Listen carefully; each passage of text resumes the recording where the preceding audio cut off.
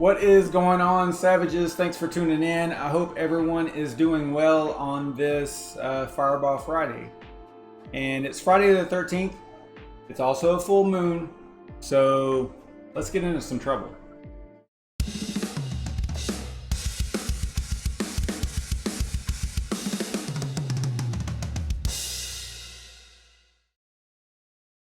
Welcome to the SavageMine YouTube channel. If this is your first time here and you want to learn more about crypto mining and crypto related projects, you can get a daily dose of it just by clicking on the subscribe button and the notification bell right now so you don't miss anything. And also you should probably follow me on Twitter. It's either a troll fest or suspiciously boring over there. But I do keep you updated on what's going on with this YouTube channel, and sometimes I run polls to help decide what we'll be looking at on the live stream. So it's interactive, and you may actually help determine what the video content will be about that night, which is kind of cool. No idea what this is going on here. Okay, but let's take a quick look at what I am mining. I am mining on the Kessel, the NVIDIA rig. I'm mining Rio and XMR, or Monero, and then also the same thing on the Scarif AMD rig, the 10 GPU rig, and doing the same thing over there. And then on the shared rigs, I am mining CCX still. Since March, we've been mining CCX over there. So not much changed, everything's pretty much the same. I was mining Zell over here on the NVIDIA rig, but there was something going on. I think Ice Mining actually put out something about some not invalid shares, but something about the shares, and it looked like there was some problems and it might be like a chain split or something. So I took the rigs off of that and put them back on Rio. So that is what's going on there. Take a quick look at the market. Super boring, man. It's been such a bad week. It's been really boring. You know,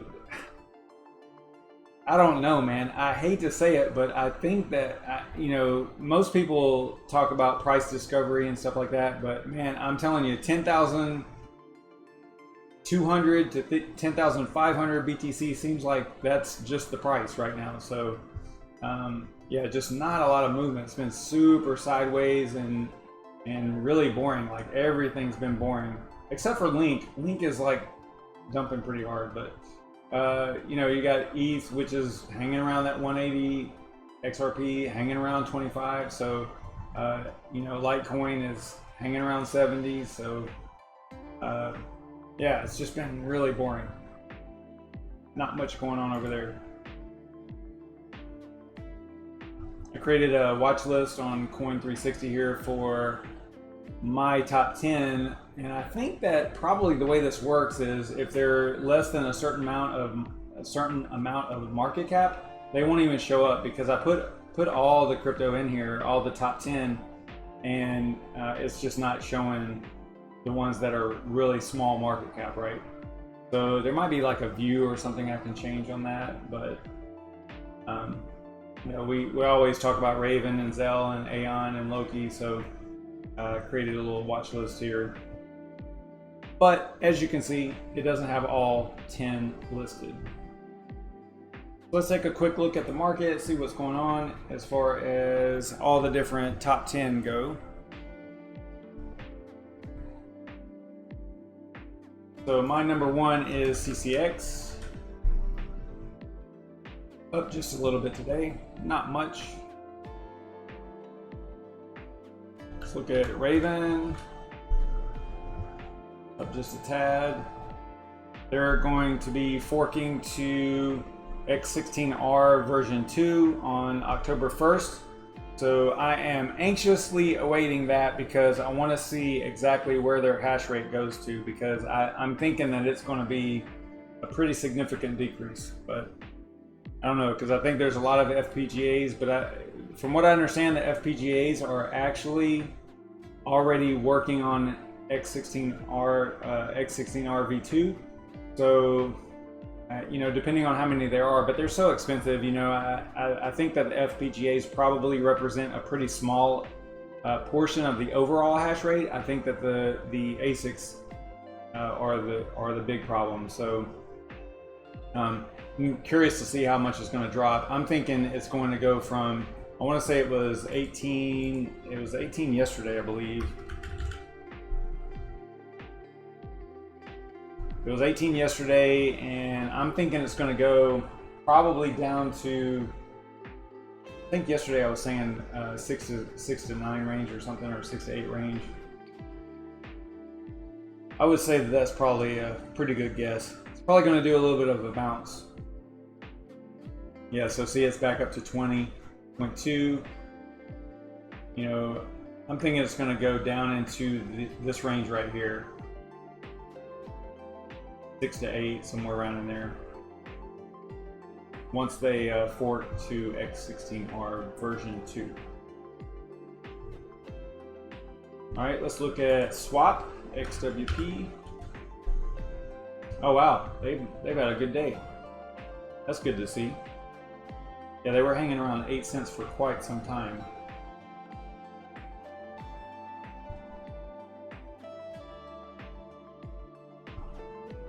Lots of volume.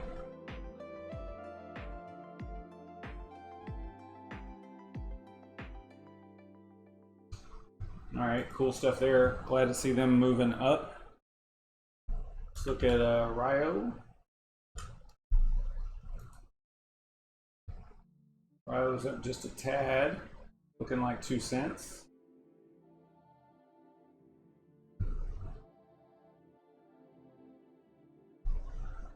And Loki's up just a little bit.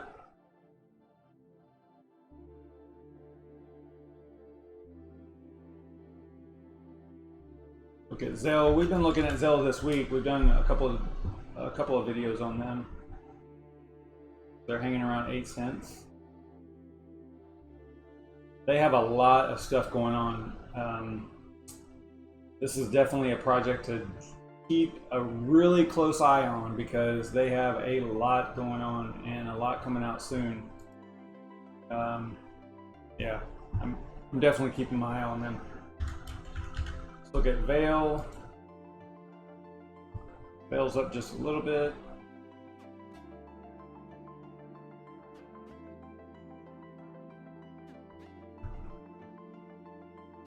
And then Arrow is my number 8, but it doesn't have, it's not on CoinMarketCap.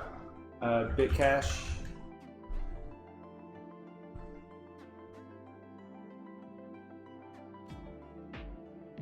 Hanging around that 3 cent mark.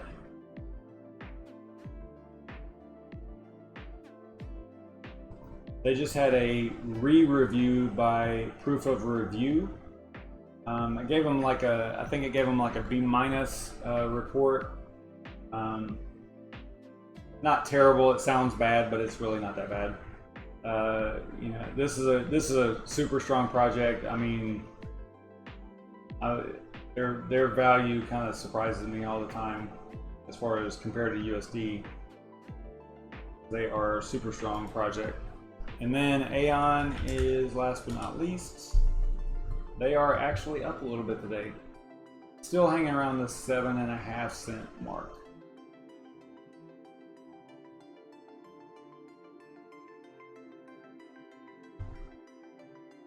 This right here, Aeon, is kind of one of those projects that if they could get to even like 25% of their all-time high, that would be pretty strong.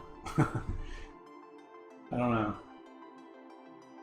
This one would be tough to say that they could get back to here, because that was in, you know, January of 2018. I mean, I would love it, don't get me wrong, but I'm thinking that even half, you know, 25% or 50% of all-time high would be great for this project. All right. So is there anything else you guys want me to look at as far as doing a lookup on CoinMarketCap?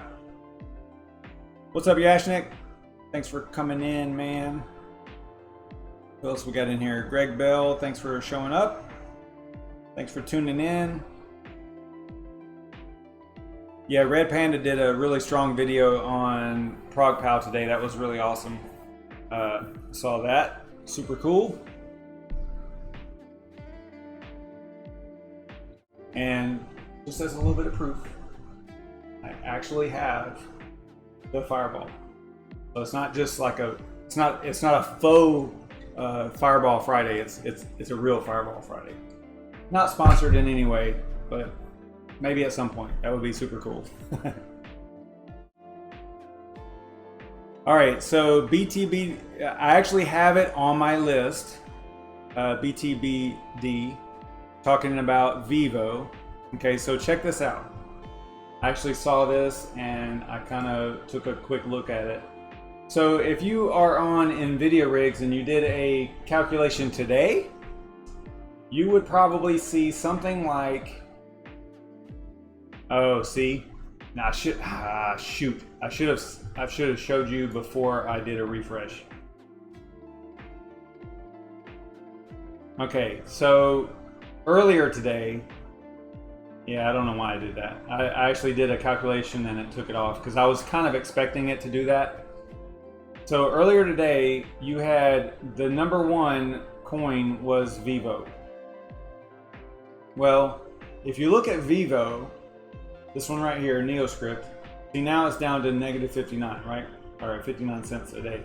I mean, it's typically on what to mine. It's not like, you know, it's never on here, right? It's at least listed from time to time. So, but today it was actually showing up. Earlier today, it was showing up as #1, and it was showing up as #1 like $4 a day profit, which we haven't seen in many months, right? So it was like, whoa, you know, what is going on with Vivo? Well, if you go over to CoinMarketCap and you look at Vivo, you can kind of see what was going on. So it says it is up 720% in the past 24 hours, right? Which, okay, at first, you know, all of us are like, oh my gosh, I missed out. I should have, you know, I should have been mining Vivo or whatever. Okay, settle down. Just settle down. Just watch this. If you look at what's really going on here, look at the volume, guys. It's $5. So someone bought $5 worth of Vivo and moved the market because of this market cap. It's only got 32,000 market cap, which is not even like, that's like sub micro, okay? That's like no market cap. It's almost like having zero, okay? So don't get so, you know, don't look at this and go, man, I missed out, because there's a lot of things going on here. You wouldn't be able to move. Like, let's say you had a lot of Vivo, you're not going to sell it, right? So no one's going to buy it, you know, at this point. So this is one of those crazy things that happens from time to time. Don't get overly excited about it. It is not a big deal, right? It just happened to spike on CoinMark or on what to mine. It was up here. It looks like they quickly fixed it. Like, hey, this is, you know, kind of nonsense volume. I don't know what they do on what to mine to actually fix it. But yeah, so earlier today it was showing up as #1, and it was, you know, like I was saying, like $4 or $5 for a little 6 GPU rig like I got here. And I was like, whoa, what did I miss, you know? And I quickly went to CoinMarketCap and looked it up. I saw 720. I was like, oh my gosh, this is crazy. And then I saw $5 volume. So I'm like, whatever. So yeah, it's, I wouldn't touch this. I mean, mining it, okay, maybe. I mean, I don't know. I think I've done a video on it actually, way back whenever we were doing random coin mining shows. I believe that I did. I think Vivo actually hit one time for the random coin mining show. Yeah, right here. So 8 months ago, I did a video on it.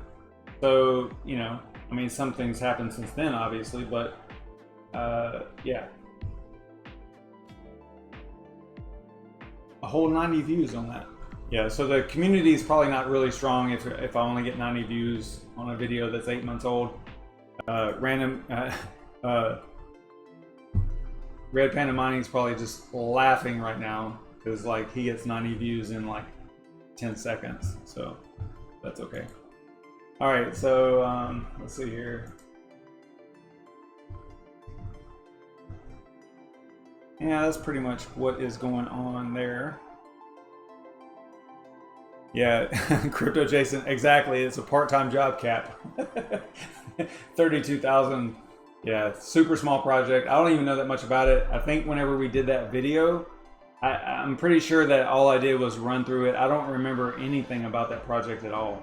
I don't remember any of the details at all. So, yeah, it was kind of weird to see them, you know, show up with the 720, but, you know, take it for what it's worth. I always, whenever I see crazy stuff like that, you got to look at the volume. You have to look at the market cap and the volume, because otherwise you can get wrapped up in, like, you know, you get that FOMO feeling, you feel like you missed out on something, and then you can squelch those feelings really quick by looking at the volume, right? Look at the volume, look at the market cap, and then go, okay, so somebody on some exchange paid a premium for this, you know, 7 times what it's actually worth, for, you know, and it doesn't even, you know, it doesn't even matter. Like, it could be, I don't know how it works, but it could be a really low amount, right? So maybe someone put in an order, you know, the way it could work on an exchange is someone could put in a sell order for, you know, 7 times as much as what it's currently worth, for, you know, however many it would take to make up 5. I don't know how many it would take to make $5, and then someone buys it, and then, okay, so they just spent $5, but they moved the whole entire market, right, for that particular crypto. So just keep that in mind. It's not, you know, again, don't get wrapped up in FOMO. Go and do a little bit of research on stuff like that whenever you see it. Because I got caught by surprise also today, because I did a little, you know, calculate, and Vivo showed up, and I was like, I looked over here and it was like $4 or $5 for the rig, and I'm like, that's suspicious, right? So then I started looking into it. So, all right. So let's see. Yeah, I did, Red Panda. I used some, you know, some tags and stuff like that. I did do a little bit. I think probably what is hurting me is probably my titles, I would imagine, because I do realistic titles. So I do the title of the video, and I don't really try to, you know, do any type of clickbaity type stuff, right? Like, I don't, and that's probably, it's my fault. But again, I'm not too worried about it, but, you know, I don't know. I don't worry about it too much. Like, I do the actual title of what it is. Like this one here, for me, 160 views is a lot. And especially for a video that's only 3 days old. I know that you're probably laughing about that, but that's a lot for me. And I would imagine that it has a lot to do with the title, because I just put, you know, Atlantis hard fork, and I don't know.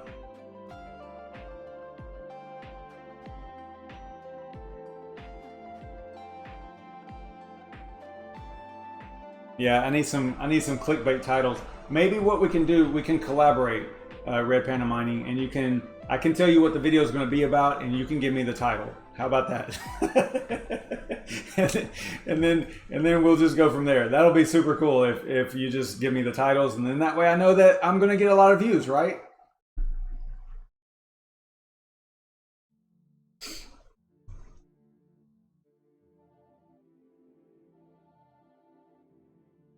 Yeah, Elysium, I did a video on them as well. That was like a random coin mining show.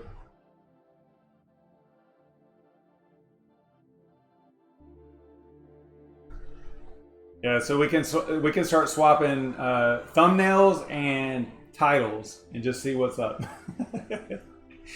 Yeah, that would be funny.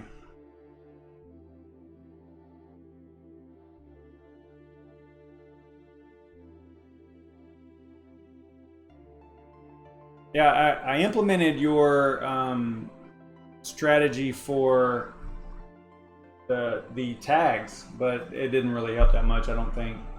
And I don't really know why. It could also just be my content, because I mean I just do like reviews, and I'm not really. I mean, I don't know. I do things that I'm kind of interested in. I don't really like. I don't do a whole lot of news type stuff, I guess. On the news videos, the ones that I've done, like the not breaking news, but you know, like mining type news, they've done pretty well, from what I can tell. But I just like to cover what I kind of want to cover. I was gonna actually ask everybody, like on Twitter or whatever, to see what they wanted to cover tonight, but I just didn't get enough time to do it. I definitely need a Fireball sponsorship. I talk about them a lot. So, you know, I even have their little logo down here tonight. So, yeah, that would be really cool. Even if it was something like super small, you know. A Fireball Friday, I mean, come on. That would be super cool.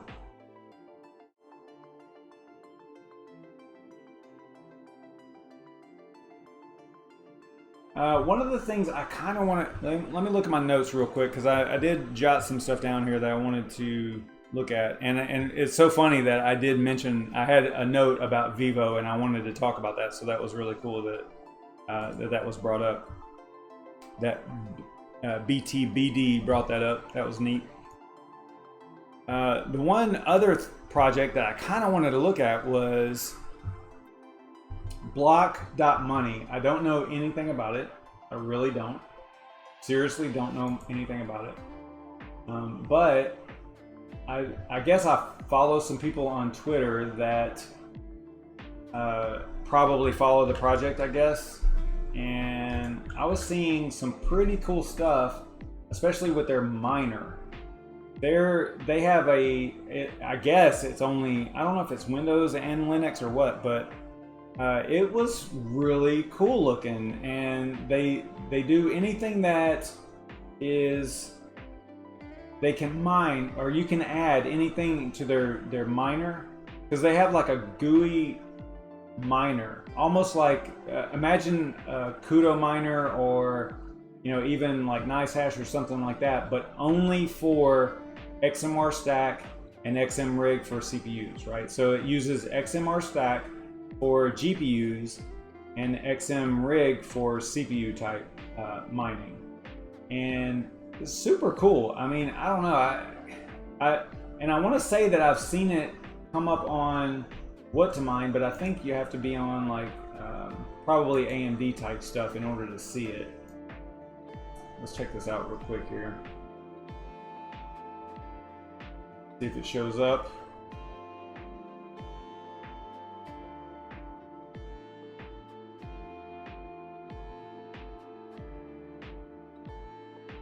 And it doesn't.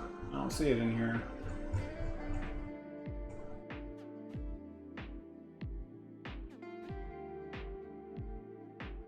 Maybe it'll show up on our Radeon 7.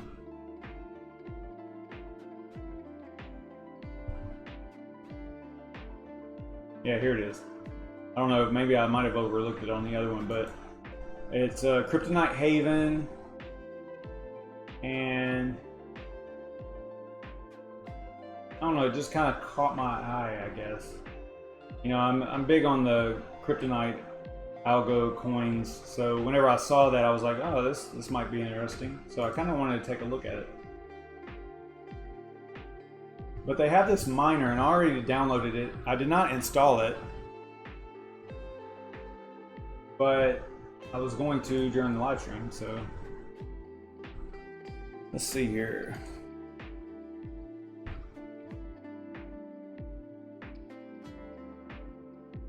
Does anybody in here, any of the viewers right now, know anything about this project at all? Because I don't. Like I said, I just saw it show up a couple of times on What to Mine, just poking around in there. I guess I didn't install, or I didn't download the wallet or the miner. So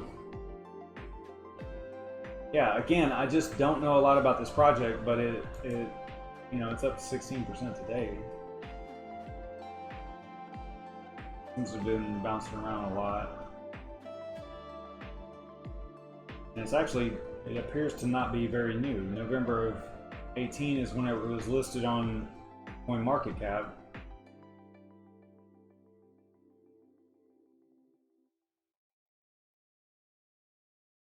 So someone sent you some block miner today, some actual coins. So yeah, it's kind of strange. Let's take a look at it. Now, obviously you can mine it. Not obviously, but you can mine it. But it looks like what I wanted to kind of look at was the miner itself, the GUI miner. Yeah, see this right here? So GUI miner 1.1.1. I'm just going to go in here and grab this. See how it's broken out like XMR stack for GPUs, and actually XMRig it says CPU and GPU.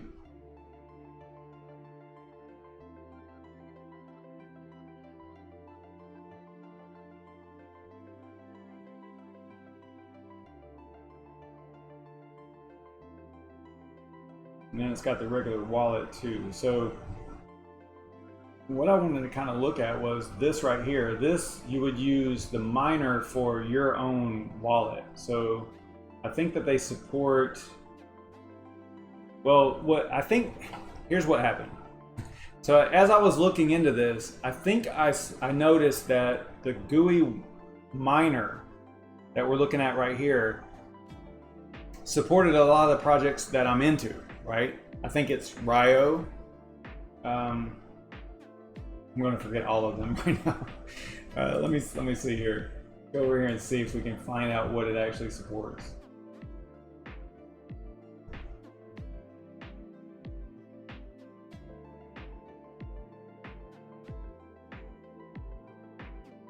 This is the mining part.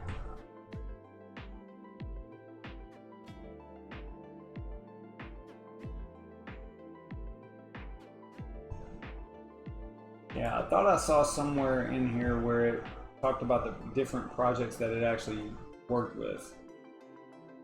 Over here too. Okay, here we go. Yeah, this is what I was looking at earlier.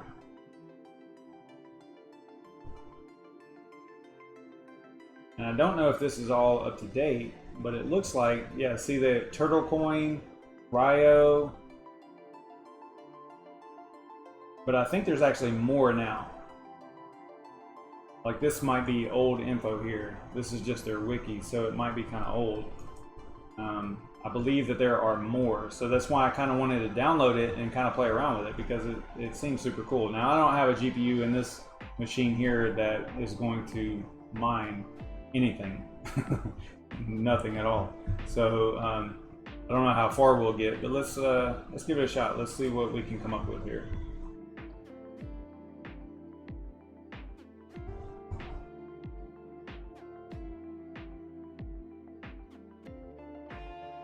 I'm going to do the miner. Now, don't get confused, because, you know, block.money is its own crypto also. But I want to see about using the miner to mine something else like Rio. So that's what I'm going to grab.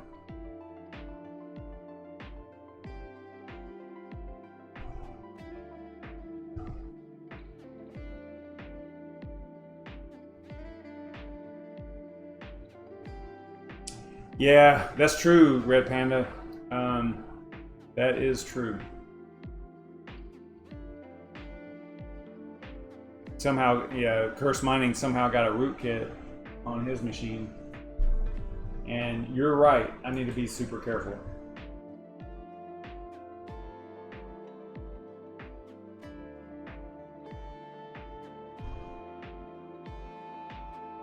So what I'm going to do, let's see how it handles virus total. So I downloaded it. I just want to see what shows up over here.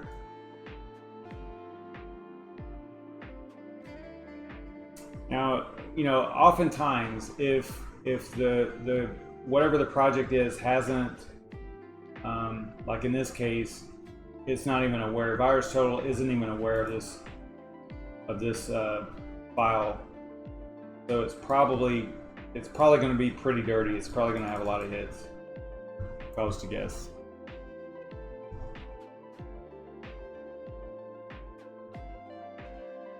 Yeah, I think probably I need to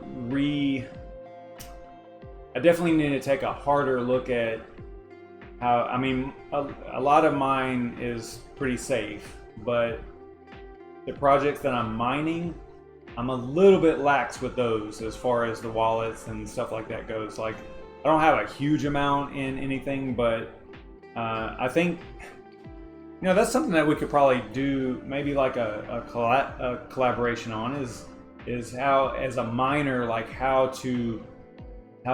what's a really great way of protecting all the stuff that you're mining, the crypto that you're mining, and even the stuff that you bought, you know, if you didn't invest in it, how to actually protect it. Because I think I'm fairly good with it, but you can always be better, right? Yeah, like this right here makes me think that this block.mining, now this is just the miner, this is not like the wallet or anything, but it definitely hasn't been ran through VirusTotal yet. Because if you run a project through VirusTotal that it's already aware of, then it will just immediately, because it already knows the file and it runs it through probably like some type of MD5 hash or something to verify that the file is the same, and then it just goes ahead and it tells you what the results are, right? But in this case right here, it looks like no one has ever ran this through VirusTotal. So look at this. That's a lot of stuff, but this is a miner, okay? So like I would probably,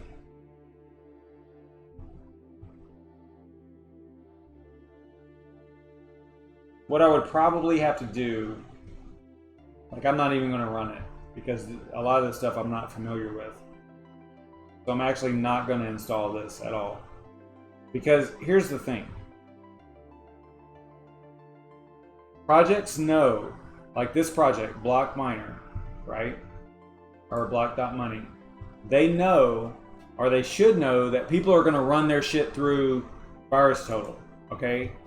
So like they really need to get with, this is a dev to dev thing. Like, okay, hey, I want to get, your project, I want to get my project ran through your stuff to verify that there's no viruses. Because, I mean, think about what's happening right now. Right now, I'm live streaming this. I showed you guys what it's actually coming up with, and I decided not to install it based on what I'm looking at here, right? So, and this is just the miner. I can't even imagine what the desktop wallet would be. Let's check it out. I mean, some of them, I would say, some of them, most wallets are going to have a few hits, and I can deal with a few hits, but this is like kind of excessive to me, just in my mind. I mean, obviously you can discount XMR Stack Miner. Okay, great, I get it. It's got the miner in it, so that's going to be a hit. But there's some of these that I'm just not familiar with, and they don't look familiar at all, like Unsafe by Silence. Obviously you got to rely on the company as well.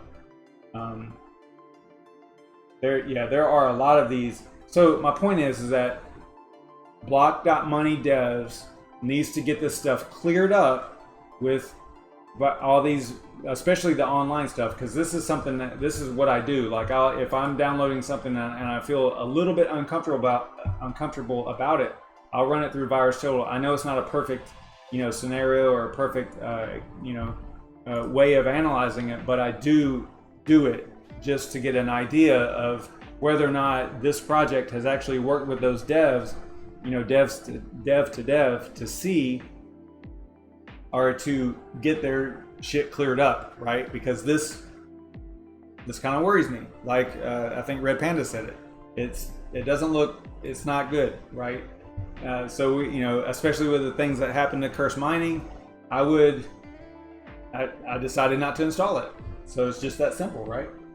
So obviously there's ways around this. You could fire up a VM, you know, a virtual machine, and install it on there. And I might end up doing that, something like that. But for now, I'm just going to bypass this. So, but I did download I think I downloaded the wallet. Yeah, so the actual, and it's actually an Electron wallet. So they probably forked it from something else. So let's see what that one looks like. Okay, so this one someone has actually uploaded it before, right, to VirusTotal. And this one, I would say, this is pretty normal. Okay, like you're going to get some hits because all virus protection programs are going to see any type of crypto wallet or miner or anything. They're going to get some hits on it. But let me just show you an example here. And if well, I know Red Panda's still in here, but if Yashnik's still in here, he'll probably like this. So if I can find it, because this is now a developer's website. Let's see here. So what I want to find is the wallet. Oh, come on. What is this?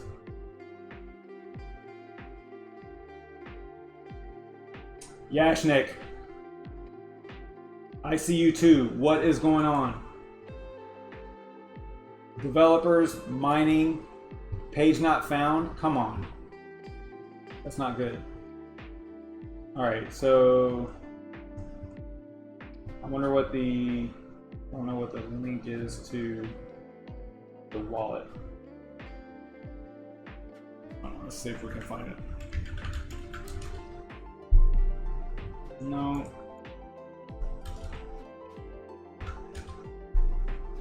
All right, so let me see if I might have, probably don't. Let's see. I'm gonna search for because I wanted to show the Aeon wallet, because the last time I did it anyway, it was clean. Like you run it through VirusTotal and there's 0 hits. And the reason that there's 0 hits is because they worked with the VirusTotal, you know, back and forth to get it cleared up, to make sure that it showed up as clean, you know, which I think that's you know, a testament to your project, right? You want to, you know, give everybody a good feeling about it, and if they do run it through VirusTotal, they see that it's all green and they're like, hey, this is awesome, you know. At least that's the way I look at it. All right, so I don't think I have Aeon's wallet downloaded.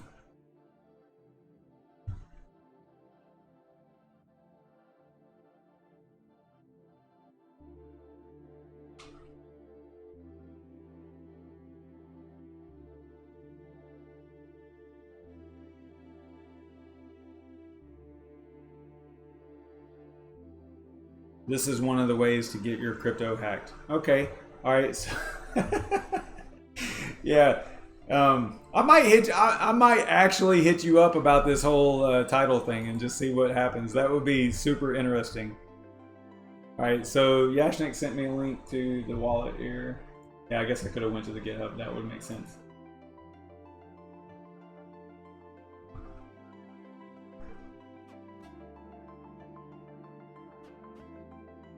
All right, so let's grab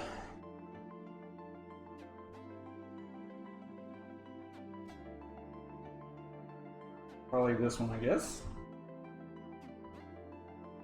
Wallet setup.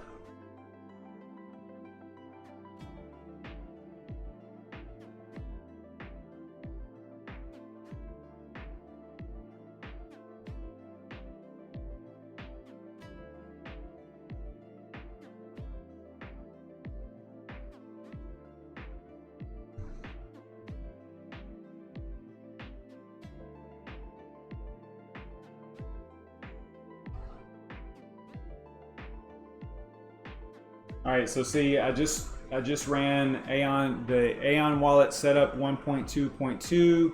Got some other numbers in there. I ran that through VirusTotal, and look at that. Right? So, you know, this gives me high confidence that everything's okay with this file, and it's legitimate, and everything's good, and it's not gonna wreck my machine or, you know, do a rootkit and all that stuff, right? So yeah, I'm reading Red Panda. Yeah, exactly. You definitely probably have already done that. And it's going to be a premiere at exactly the right time of the day in order to get the most amount of viewers. I know how you operate, man. So yeah, so you can see right here. I mean, this gives you like all the confidence in the world, right? At least to me. So whenever and you know, I'm not an expert on this. I don't know what it would take for block.money to go through the process of getting their shit cleared through VirusTotal. I don't know. You know, maybe there's like a holdup. Maybe they are working on it. I don't know. But I can tell you this: I'm not going to install any of this stuff on my machine until it is cleared up a little bit, right? That's just me. But yeah, especially with what happened to Curse Mining. I mean, that's huge. And if you don't know, if you're not familiar, but Curse Mining is a YouTuber, and apparently he had a rootkit, what I think he called it an advanced rootkit that got installed on his machine, and it basically allowed all of the, you know, whoever was controlling the machine, whatever hacker was controlling the machine, it was able to access all of his wallets. Now, one of the mistakes that he did make, and he talked about it in the video, was that he used the same password for all of his wallets, right? Okay, that's a little bit of a slip up, but I get it. I do. I completely get it, because how many freaking passwords do we have to remember to all of our crypto, right? But it is also a lesson, right? So I encourage you to have different passwords for all of your, you know, your different wallets and stuff like that. And there's ways of doing it. If you think about what is going on with the wallet, you can have like the beginning of it be the same, you know, like a common password, and then you're thinking about, okay, whatever the project is, maybe there's some, you know, telltale term that would be used with that project that you could actually implement that into the password, you know, to make it something that you, something that's unique, right? Because you don't want all of your passwords to be the same, because if someone gains access to one of those passwords, then they are going to have access to all of your shit, and that is not good.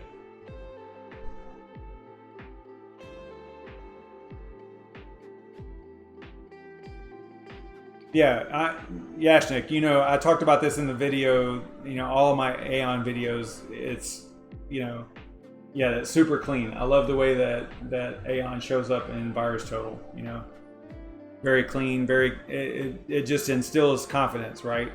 You know, if you care about your privacy and security, mostly security in this case at all, you know, and you run your stuff through VirusTotal and it shows up with 25 hits like block.money did, then that's not a good look. It's just not, you know. But again, I don't want to beat them up too bad. I don't know. It's a new project, so maybe they are working on it. Maybe they're working on getting things cleared up. If they're not, then shame on them. In my opinion, you know, I think that they, you know, if it's a legit project, then get your stuff straight through those types of environments or those type of capabilities. The you know, the VirusTotals or whatever. You know, there's a ton of different websites that people run stuff through online just to check them really quick. I mean, do it. You know, get with those websites and get your stuff straightened out. You know, because here I was on live stream. I was gonna actually install it until I ran it through there, and I'm like, I don't think so. This doesn't look good. Again, I might go and do a virtual machine or something like that. That way, it's kind of you know, in its own environment, and maybe do it that way just to take a look. I don't know, maybe. Yeah, for real. Yeah, hats off to Curse Mining for putting out that video. That was huge, and hopefully it's like a wake-up call too to folks like me and Yashnik and Shuby and Red Panda and all you guys in here. You know, like, hey, we need to take a little bit of a closer look at what's going on. You know, I've had this machine for quite some time. It's been the machine that gave me some problems in the past, and I do have quite a bit of stuff on it. Although I do pretty well with taking stuff offline, right? Like in you know, external storage and things like that.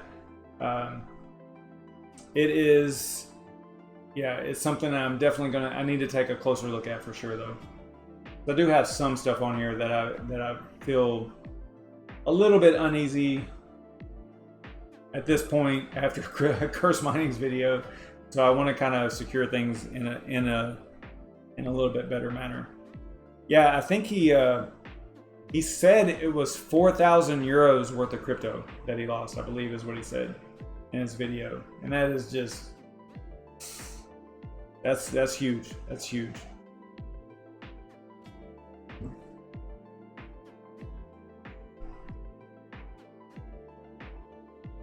Yeah, and you know what? I'll be honest. Whenever I first started this channel, because you know, one of the things I do is one of my jobs, you know, during the day, my normal job is IT security. So whenever I first started this channel, I was actually going to focus solely on security, like how to secure, you know, your. It's kind of sounds funny now, but.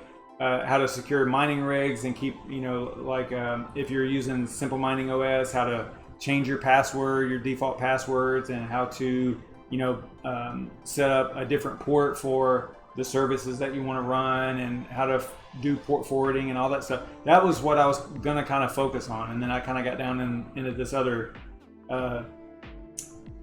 topics, you know, with the Random Coin Mining show, and just kind of going in a different direction, but originally I was going to focus solely on security, like crypto security type stuff,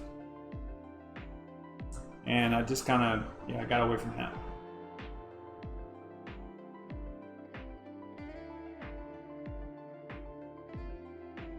Yeah, it is.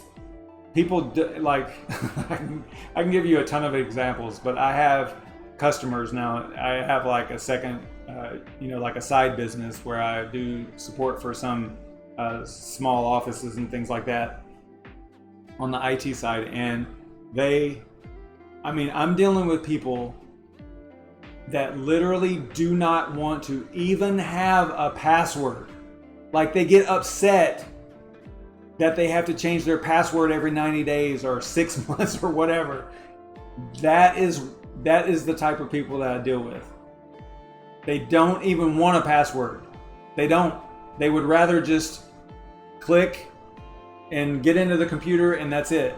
And listen, they have data. They have a lot of customer data. It's scary. It is scary that they would, at this point in time, still not even want a password. Like they get frustrated because they have a password. A password. I mean, that's crazy. It is insane. And you know, like years ago, I remember like thinking about technology and computers and how things were getting so easy. And I tell people this all the time, but I actually envision, I'm like, okay, like everything is getting so easy, like installing an operating system, you know, Windows 10 or whatever. All these things are getting so easy now, and people, the general people, normal people, non-techies, are going to be progressing and getting smarter with this stuff, and like folks like me that support them aren't going to be needed as much. And turns out that's a whole bunch of bullshit, because they are getting dumber by the minute. By the minute, it seems like they are getting dumber and dumber as time goes on. I mean, all these hacks and all this stuff that's in the news, and these people don't even want passwords. What? What? Are you kidding me? Oh my gosh. Okay. Yeah, password is password. Exactly. It frustrates me and it baffles my mind. It completely. Yeah, I don't know. I don't even know what to say. Oh my gosh. Yeah. Wow.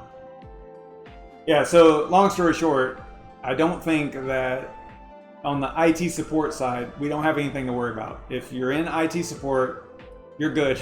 Because I think that as things get a little bit easier to use, dumber people can use them, right? So like smartphones and things like that. I don't think that we don't have a problem. We are always going to have jobs and be employed and all that stuff. And if crypto doesn't take off and go to $1 million of Bitcoin, we're still going to be okay. Right. So I can remember very vividly thinking that at one time, like, man, things are getting so much easier. It's kind of scary because people are going to just be able to do all this stuff on their own, right? And come to find out that's not the case, because they just want it to be easier and easier and not more secure. And I always tell people, like, security and convenience are inversely proportional. So if you increase security, your convenience is going to decrease. And if you can, it's all about balance, right? It's about, okay, so what are you willing to deal with on a day-to-day basis, on the security side to actually be functional, right? And that's just kind of how you have to look at it. You increase the security, it's going to decrease the convenience, and it's just that simple. The companies that work with things that balance that out really well, or provide a high level of security and still a little bit of convenience, those do pretty well, right? I'm seeing some skipped frames here. I don't know if y'all are seeing like problems with the stream or anything, but let me know. But it's yelling at me saying that I'm skipping frames. It could be because of the video. So I'll just switch back to the desktop here. See if that clears it up. Yeah, so from now on, Red Panda, I think what I'll do is whenever I do a video, whatever it is, I'll tell you what the video is about, and then you give me the title, and then we'll be good to go. That will be awesome. And I'll do, like, at the end of it, I'll say, well, I don't know if I'm allowed. Maybe it might interfere with what we're trying to do, but we would say, I could put like in quotation marks or parentheses, title by Red Panda Mining or something like that.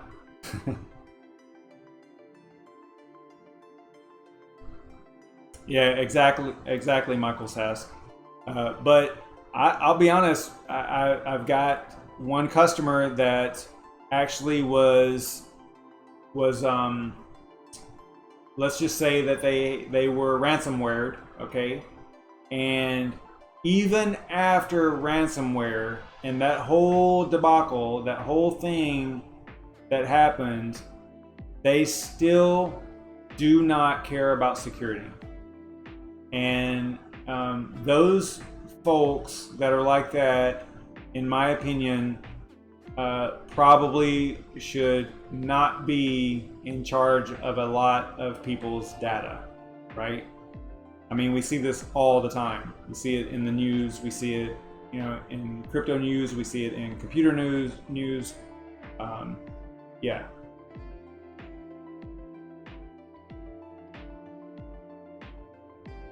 Yeah, it's still saying I'm skipping a lot of frames. It could just be my computer.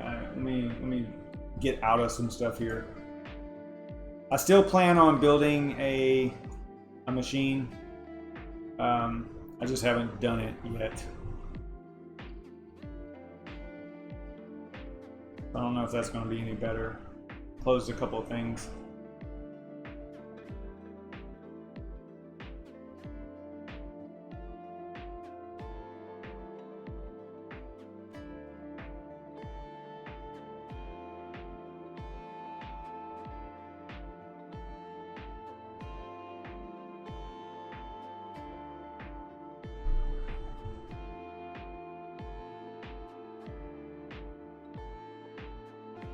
It still says skipped frames, so I don't know what's going on.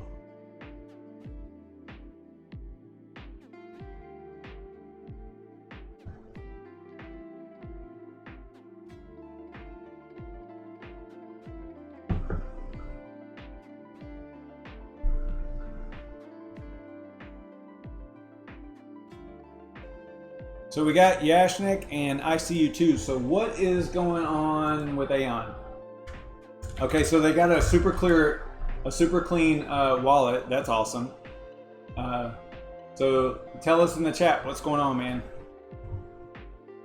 Any news? Any cool stuff going on with Aeon? We could just kind of blast through some of the. Maybe we'll go in reverse order. We'll start with Aeon and work the way up and do a little bit of a little review on all the different projects. Top 10.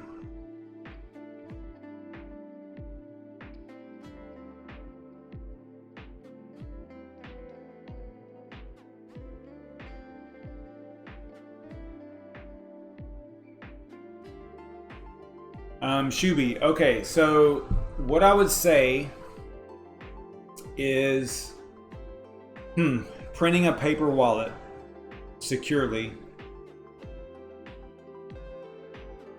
If you wanted to do it the most secure way, then obviously depending on the crypto that you want to do a wallet for, right? It'll depend on what the capabilities are, but a lot of them have that offline generator. So what I would do is I would have if you wanted to be the most secure, obviously you would have to, you would make sure that your machine didn't have rootkit or anything like that first, right? So do all your malware scans and all that stuff. Then get to the point to where it's doing the offline generator, the offline wallet generator, whether it's a website, because even though it's a website, you can go to the website and then disconnect your network cable and still generate the wallet. I believe that's the way that works. I haven't actually done it, but I believe that that's how it works. So once you get to that point, some of them actually have a downloadable file, like an executable, that you could run also offline, right? So you would disconnect your network cable, run it. But again, you want to make sure that your machine is super clean, because it's not going to matter if you're infected with malware, like a keylogger or whatever kind of malware, that could affect you that way, and you just disconnect the cable for the time that you generate the wallet. As soon as you connect the cable back up, you might be transmitting what you just thought that you were doing offline is now online, right? So I think some of the projects, depending on what it is, they'll have an executable that you can actually take to another machine, sneakernet, right? So you would put it on a CD or a thumb drive or something. And obviously, if you're using thumb drives, okay, so there's another possible vulnerability, but get the file a secure way to the offline computer and generate your wallet there. And then, like they mentioned in the chat there, yes, a lot of printers have hard drives, so you got to take that into consideration too, if you're printing that, paper wallet. As far as, anything else?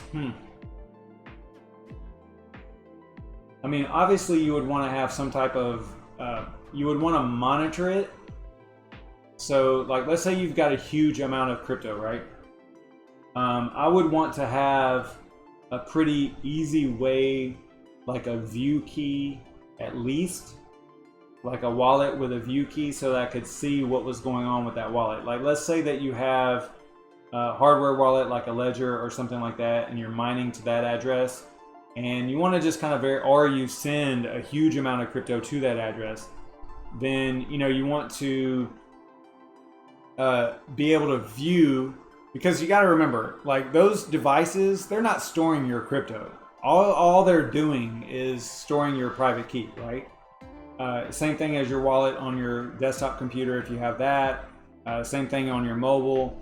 I mean, all these things are interfacing with the blockchain. Your crypto is on the blockchain. It's not in the wallet. Okay, it's just the way that you're interfacing. It's just your crypto, your private key that you're authenticating, so that you can look at the data on the blockchain and find out how many coins you have of whatever the crypto is. That's really all that is.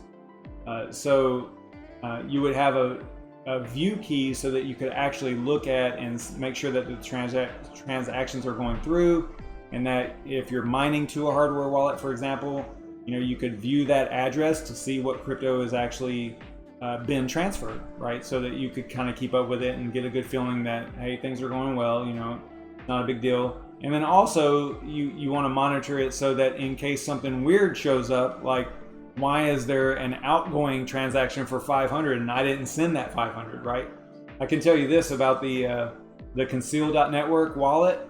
Sometimes it hasn't done it in quite some time, but if you do a lot of small transactions, and I think that this is pretty common for any CryptoNote algorithm wallet, but if you do a whole lot of small transactions, like if you're mining to that wallet, in this case I was doing like little 3 CCX transactions over and over and over, like as I was mining to it. And so whenever you went to go send some crypto from this wallet, it would say, hey, you got to optimize your wallet, right? So you click on optimize, and then it starts sending out like these transactions that don't make any sense, because it's trying to clean up and make things right so that you can actually send crypto through the wallet. And it basically would transfer out all of or potentially all of your balance. Basically you're sending it to yourself to kind of clean it up. But it was kind of nerve-wracking, right? Because you're watching these transactions like, wait a minute, I didn't just send 2,000 CCX to someone. Why is there a transaction for 2,000 CCX? So it's kind of crazy, but things like that happen. So point being is that you want to at least monitor it, right? You don't want it to be just I don't know. Personally, I would want to monitor it. I would want at least a view key on a hardware wallet so that I could see what was going on with that balance, right? What my balance is. Yeah, and yeah, you're right, Yashnik. But the thing that I struggle with that, okay, so yes, you don't want to keep your crypto on an exchange, but then there are people that trade. And if you've got an open trade, then your crypto has to be on the exchange, right? But yeah, if you're not in an open trade, then it should not be on the exchange. 100%. Because they can either, a lot of things have happened. I mean, I've heard some pretty bad horror stories about delistings and stuff like that. I don't know how all that stuff works. As far as if a coin is like, if a shit coin is delisted, from an exchange, like what happens, to the people that have that coin, right? I think that it depends on obviously it depends on the exchange and how reputable they are and whether or not they're going to work with you on getting you that crypto or not. But a lot of them are overseas and they don't give a shit. They'll just shut down and that'll be the end of it.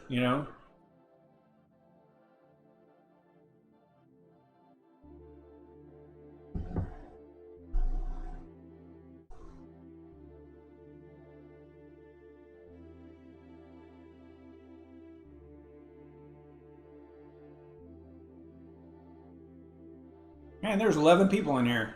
What are y'all doing? We've been going for like an hour already.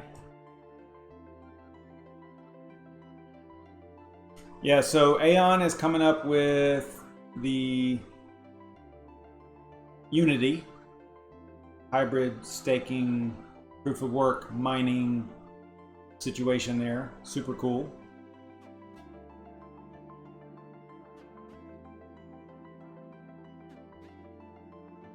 Trying to catch up with the chat here.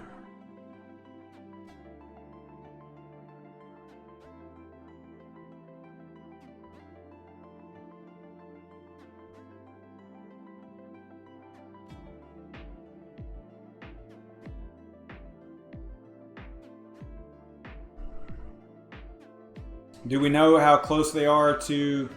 I'm actually not doing shots. I drink fire tea. So I have sweet tea. I have what's called Milo's no calorie sweet tea. So they use like artificial sweeteners or whatever, and it's really good. But I mix sweet tea with Fireball, and that's what this is. So it's really good. Yeah, it's like really amazing, and I can actually it's actually kind of a bad thing though, because I can easily drink too much Fireball. I mean, I don't know. Let's look at this here. So I bought this today. I mean, that's not a lot, I guess, but I mean that's a lot. I think that's a lot for one person.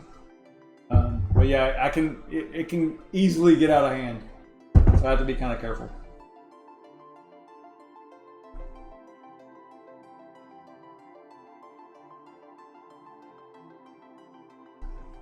Yeah, you know somebody that did, I want to say that I asked him to do videos on it and he never did, that I know of, was Bitcoin Jake. I think he does really well with paper wallets.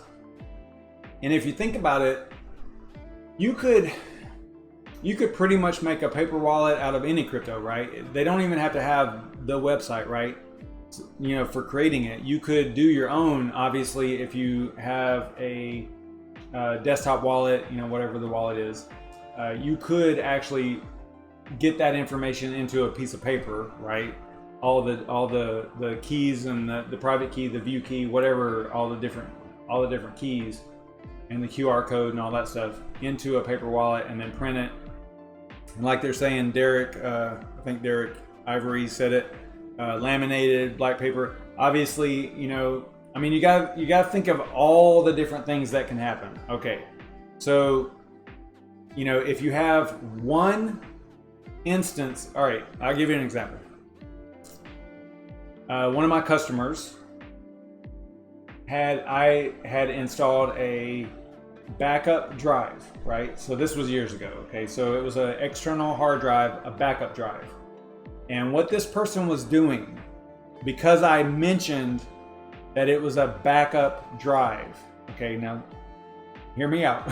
Okay, so what they were doing, so they have some critical data. I mean, absolutely critical type data on their local hard drive, on their machine. Okay, so they were taking those files and copying them to the external drive, the backup drive. Okay, I hate doing air quotes, but you know, you get my point here. So they were copying those files to the backup drive, and then guess what they were doing? They were deleting the original, because that was the backup drive, right? So terminology matters. Don't tell people that it's the backup drive, because they're going to assume that once the files are there, they're backed up and they're good to go, right? And that they'll never go away. Well, guess what happened? So the backup drive, back in the day, this was an external hard drive, and it was actually an external mechanical hard drive. It went bad. Data's not readable. You couldn't read the data off the drive. So you have to explain to the person, hey, you know, they were like, but that's my backup drive. Yeah, but you've got one copy of the data. The one copy is on the drive that you can no longer read.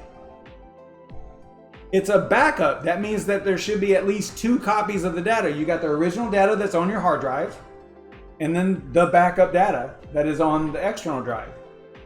Again, back to that whole users not being that smart whole thing, that whole thing that I was talking about earlier. Another good example right there. Like, so tons of data was lost, and it was a nightmare. Anyway, so my point is that whenever you are doing crypto and you have your private keys and stuff like that, I would encourage you to have an extreme amount of control over those keys, and maybe even in multiple locations, right? So like, let's say that you do what Derek was saying, you know, paper wallet, laminated black paper covering, blah blah blah, all that stuff. Okay, but what if you have a fire, right? if you don't put that in a fire protective safe, like a safe in your house, then you could lose it in a fire, right? You know, you could forget it in a hurricane, for example, right? And then, you know, flood and things like that, and it gets washed away or whatever. So you got to kind of think about all these different possibilities and what you would do in those, or what you would need to protect your information in those instances.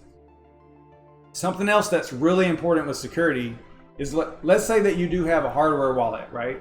And you, from time to time, whatever, you transfer, you know, large for you, right? I mean, it could be $100 or it could be $10,000 or $100,000, whatever large is to you. You transfer that to the hardware wallet. If you don't keep an eye on it, like, you know, because if someone has your seed phrase, your words, your 24 words or 12 words or whatever, then they could actually take that crypto from you without you even knowing it, right? And that goes back to what I was saying earlier with keeping an eye on it and monitoring it. You know, you don't want to have it on a hardware wallet or a ledger or whatever and just let it rock and think that it's good to go, because you still, you know, if let's say you have $10,000 worth of crypto on a hardware wallet like a ledger.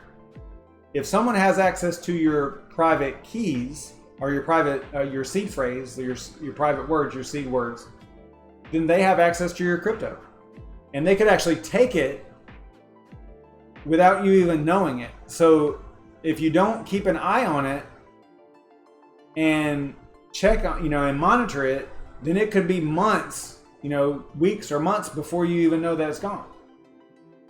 I don't know. So there's a lot of anxiety associated with crypto for sure. And I've talked about that before too, just transferring crypto, right?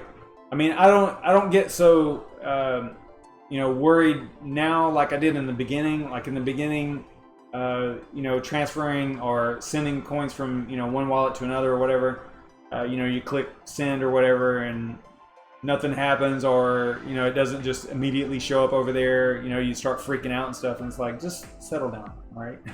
So now I'm a lot better about it. Once I verify the address and I click send, then because I know how, at least I think I know how blockchains work and all that stuff, I'm really super confident that it's going to be fine, right? So anyway,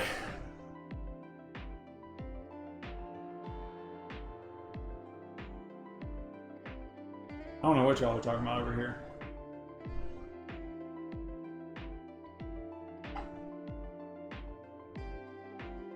Yeah, that backup drive was rough, Red Panda. It was a backup drive, so the data was good. It was safe.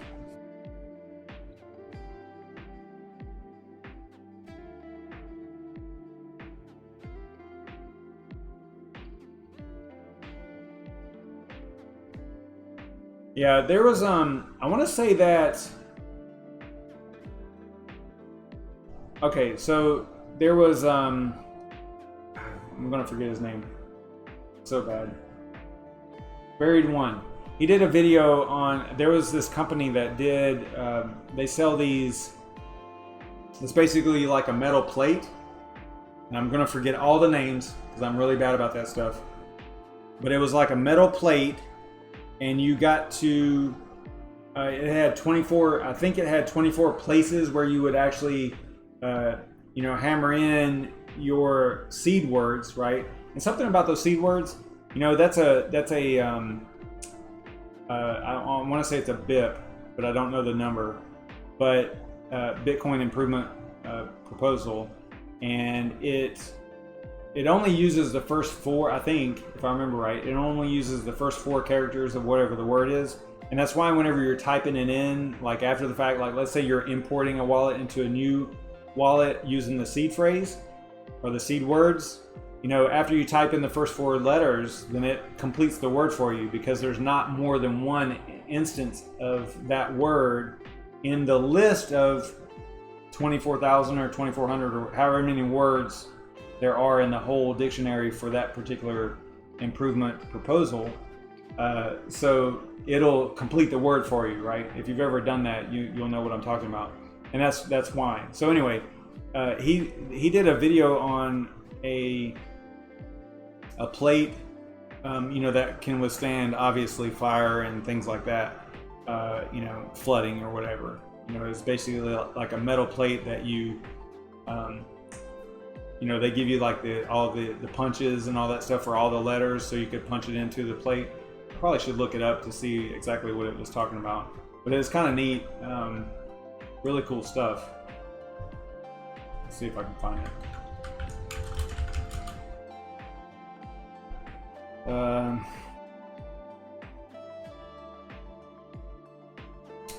What would be the name of it?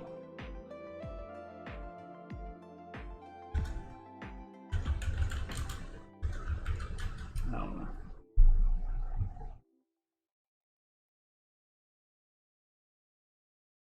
Never going to find it that way. All right, let's see here. Show you all my whole list of people here. He doesn't do videos very often anymore, from what I can tell. Probably looking right at it, and I'm not going to see it. Oh, there it is. It wasn't that long ago they did it.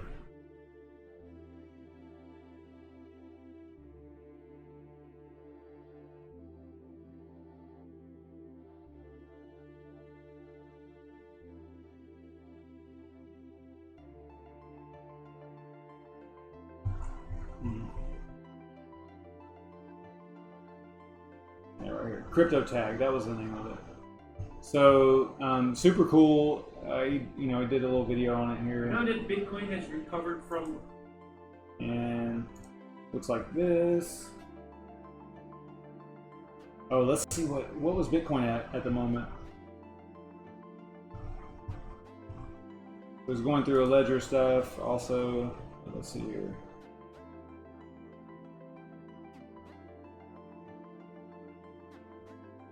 Yeah, so here's the kit.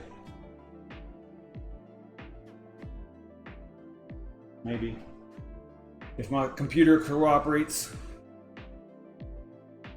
Hey, what's up, Bitcoin Jake? I was just talking about you. We were talking about paper wallets and how to make them and all that stuff. So yeah, so like here's a little kit with the letters, and then you do it on this little metal plate, and then you would store that, you know, obviously in a safe place, right? So it's really neat, cool stuff. I don't know how much this thing costs, but I think I looked at it and it was kind of expensive, but. I think with the letters in sideways or upside down. Oh, and maybe.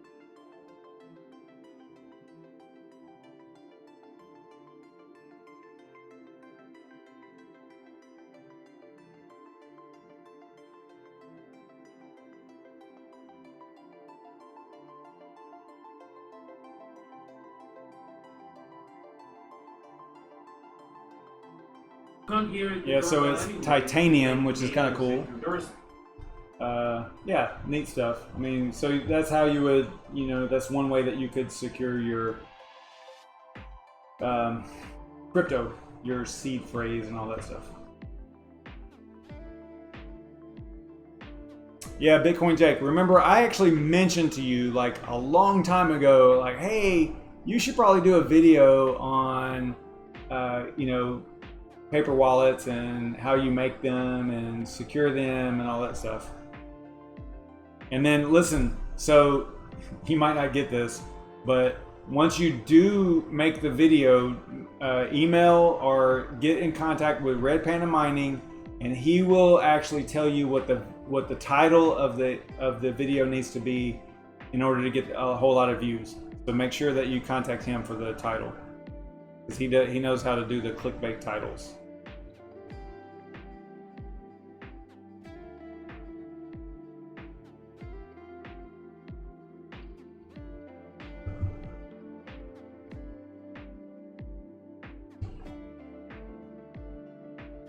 Okay, so now let's say that you did get one of those crypto tag things and you did your whole seed phrase and all that stuff.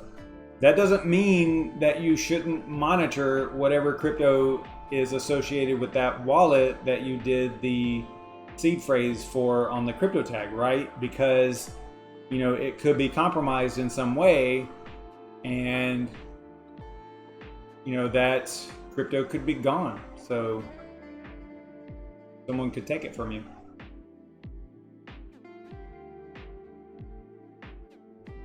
So I'm pretty big on like monitoring and making sure that things are going well, not being stolen from you.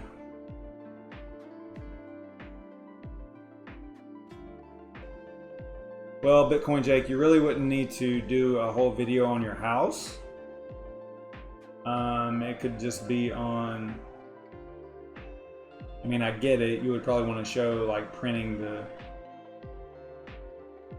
paper wallet and stuff like that, but I think you could just do close-ups. Just do what Red Panda does and do close-ups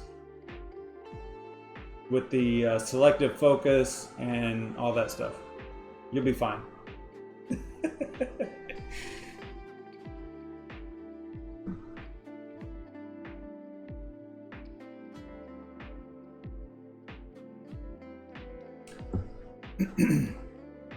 Wasn't there a wallet? What wallet was it that was storing the private keys to the cryptos that were in the wallet? It was like a multi-asset wallet, and it was storing the private keys in plain text or something. What wallet was that?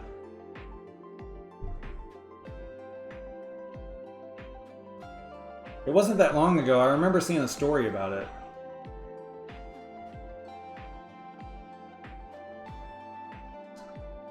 Yeah, I'm having trouble remembering. You know, I'm a few fireballs in, so I'm having trouble remembering the exact story, but it seems like I recall something about a mobile wallet that was storing or transmitting the private keys in plain text for the cryptos that were in the wallet.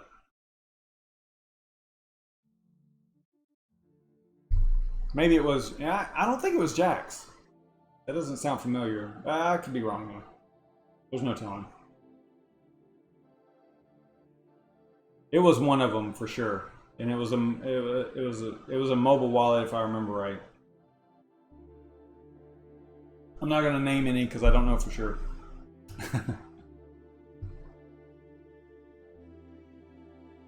Yeah, I'm a few fireballs in.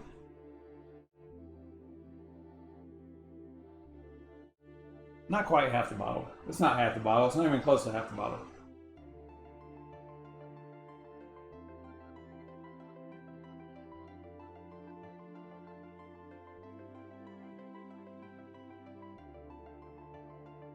Yashnik, is that a slam on my tweet about real shit coins? Oh man. Oh yeah. Actually, that reminds me. You and you had mentioned something to Christopher Walken. That was so funny. Because he was like, "Yeah, not you too," or something like that. Y'all are funny. Yeah. So. Crypto Christopher Walken did this 30 days of shitcoin mining, right? So he was mining a different shitcoin, you know, every day for one full day. And then he was doing it for a whole month, and then at the end of the month he was going to put out, you know, a tweet on what he mined in that 30 days, right? So it was 30 different you know, cryptos, and Aeon was one of them, Cinovate was one of them. But we all know, okay, in this space, we all know, at least I feel like whenever you say just shitcoin like that, then you're just, that's like it really is a term of endearment. It really is. It's like, hey, it's not Bitcoin, but it's your coin, right? It's your project, right? It's like something that you're interested in. Now, if you say that's a real shitcoin, or that's a true shitcoin, then that's kind of negative, right? Then at that point you're like, you know, maybe Yeah, you're not. You can tell that if I say that I'm not thinking highly about that project. If you hear me say, "This is a real shit coin," then you know for a fact that I'm telling you that it's probably not a good project, right? But if you hear me say shitcoin and then I just move right on and like I didn't even say it, then there's nothing bad about that. So anyway, so he did this he did his tweet with the 30 plus whatever it was shitcoin mining evolution that he did for 30 days. He mined a different coin every day, and he tweeted about, and I'm talking about Crypto Christopher Walken. If you don't follow him on Twitter or whatever, he's over here. But he also has a really big Discord channel and stuff like that. So anyway, but there were people that, what was the one that, it was Cinovate. Some community member of Cinovate was saying, basically replied to his tweet because one of the coins that he mined during that month was Cinovate, and because he had mentioned them being a shitcoin in the very beginning, he didn't say anything bad about the project at all.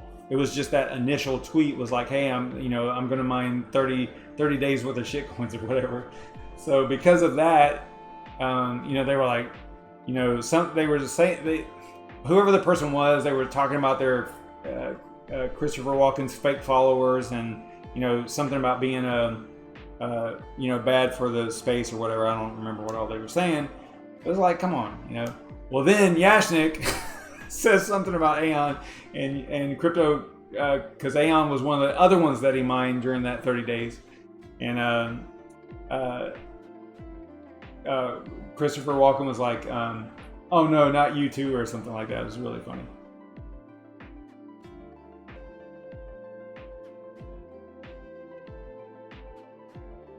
Cool stuff. I love this space. You guys are awesome.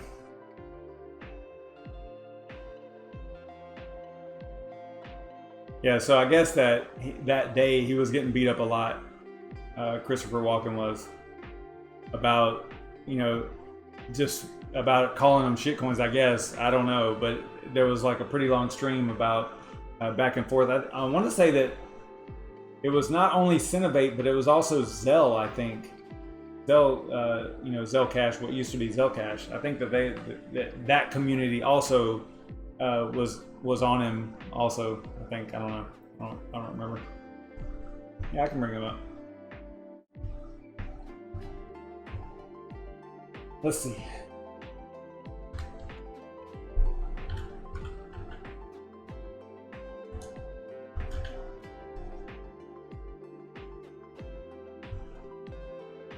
So here we go.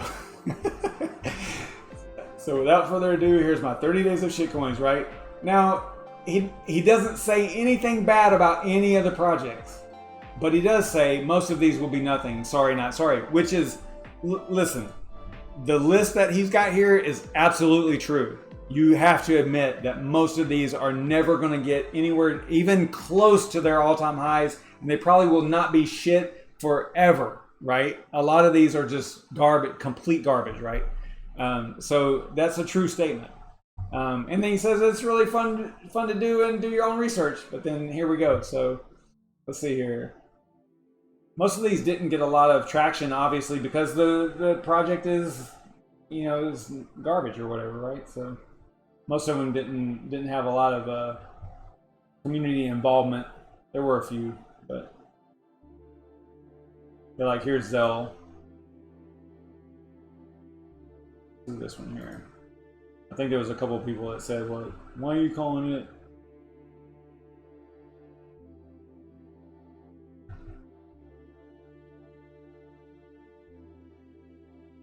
Yeah, I don't know why I did that. Okay, let's do here.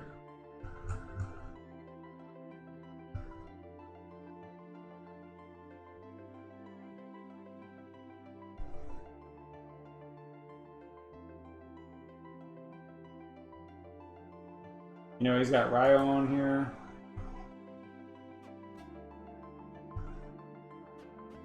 And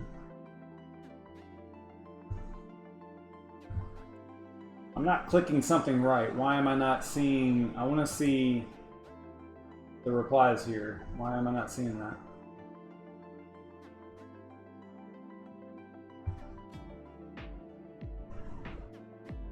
What am I clicking wrong here, guys? So if I wanted to see, oh, you know what? This was his. I think this was his pinned tweet. Yeah. Okay. So let me find the one where he's got the actual data on it.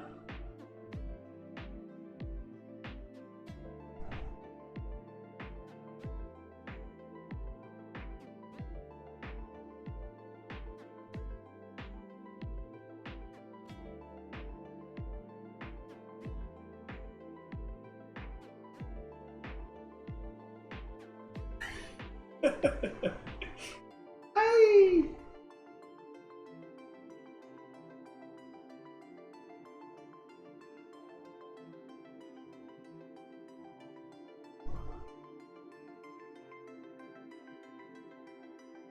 Alright, so here's the thing on one. Where's Yashnik? Oh, why is it not showing me the...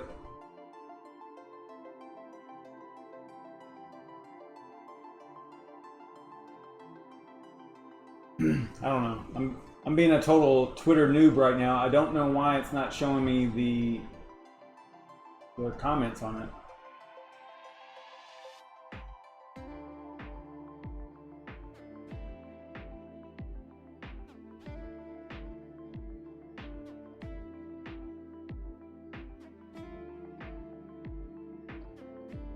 Yeah, I don't know. There were comments on here. I don't know why they're not showing up. I'm probably not looking at something the right way here, but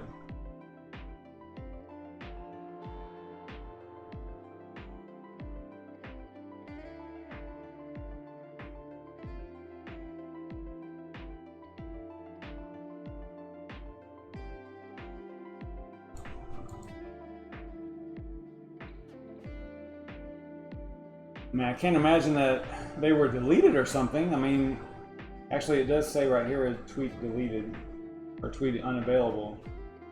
So maybe that's weird. Maybe they went back and cleaned it up.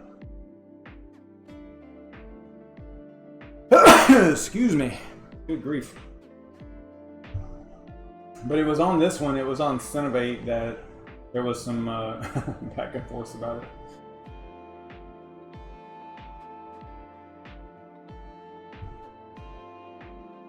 How do I show the replies? Just click. I mean, I don't know. I'm being an idiot right now. I just don't see the.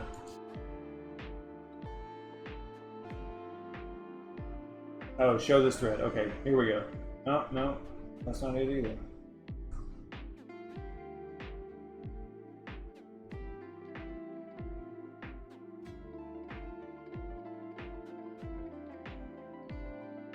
I don't see what I'm doing wrong. Why can I not see the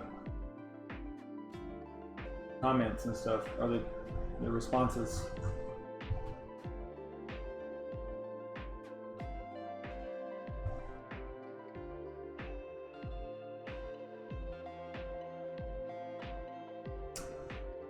Red Panda, how do I get to it? What am I doing wrong here? Why can I not see it?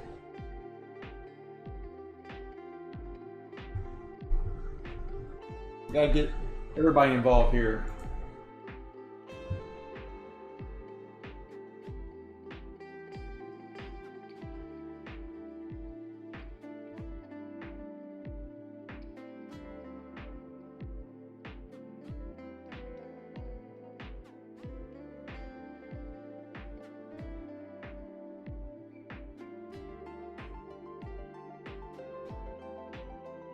I mean, this one right here, I know had comments on it. Let me see if Aeon's does.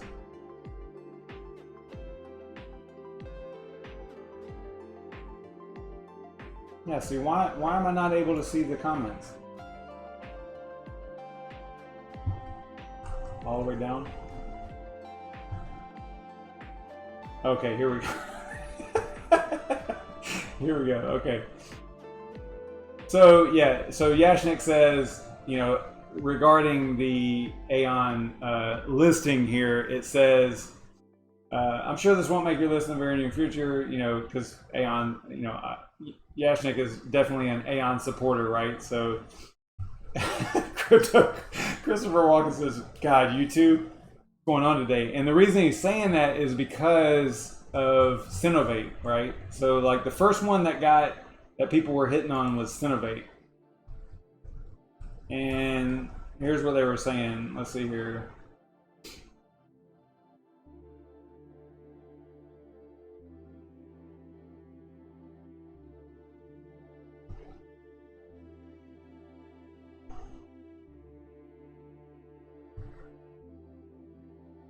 Yeah, like they were just talking about it being, why are you calling it a shitcoin and stuff, basically, right?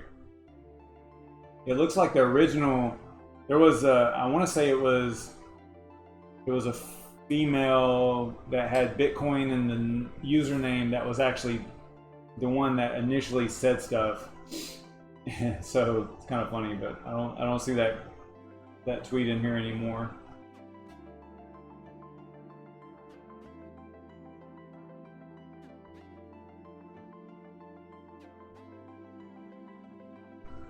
Because she made comments about fake followers and all this other stuff. Went off the rails a little bit.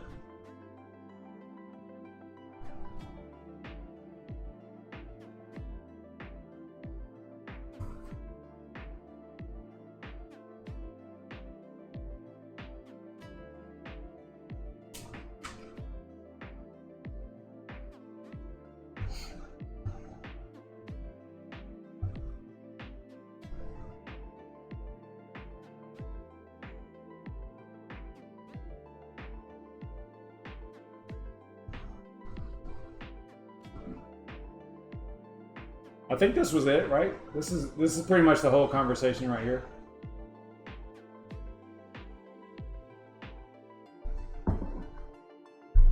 And see, he says right here, like, Dennis Stone from Aeon, or not from Aeon, but for Aeon. He's a supporter.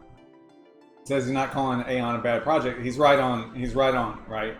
And Christopher Walken says, yeah, this guy, he's got it right. So. Yeah, cool stuff. Funny stuff.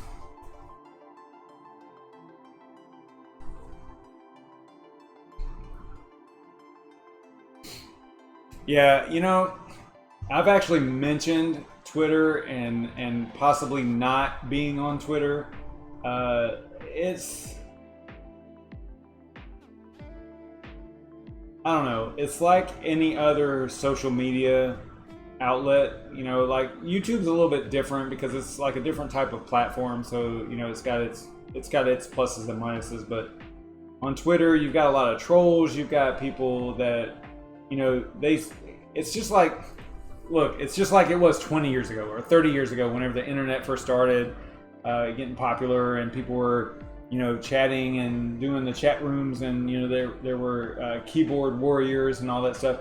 These people would never say that shit to your face. Not in a million years would they say some of the stuff that they say online to your face.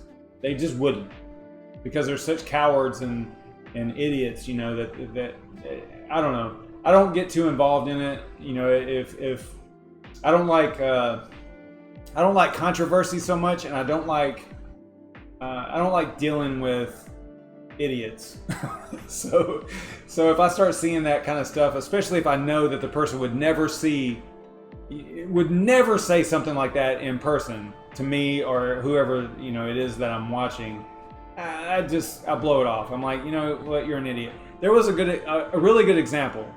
I think on these, I was going to say that it was on the Zell thread for Crypto Christopher Walken, but it could have been something else. There was someone commented on Zell project, and they said Zell basically was a scam, right?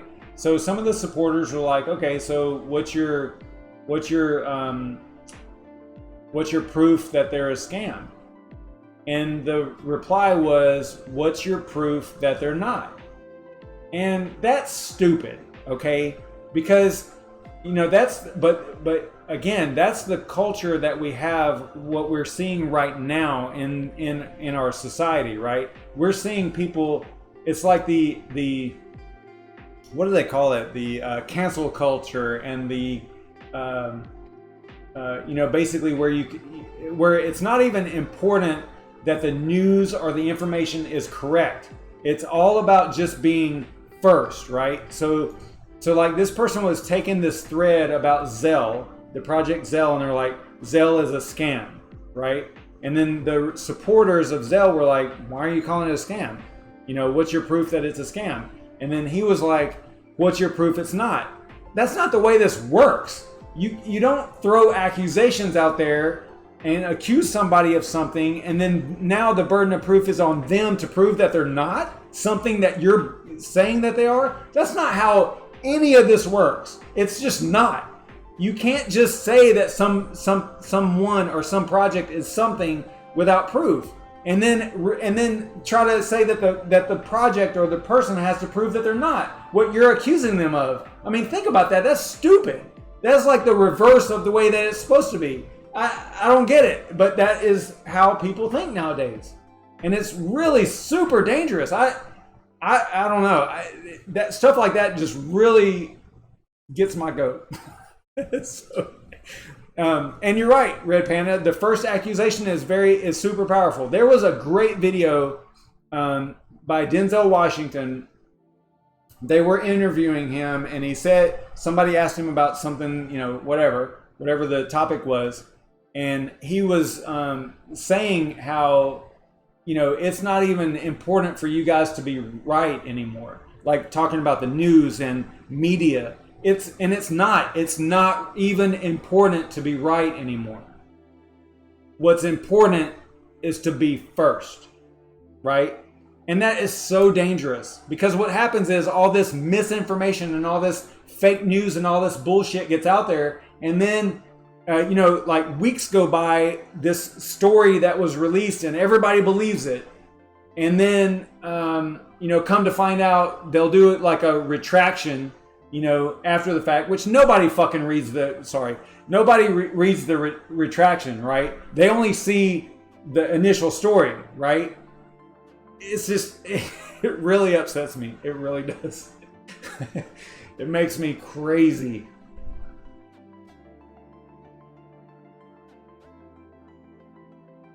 Yeah, and you're right, Red Panda, for sure.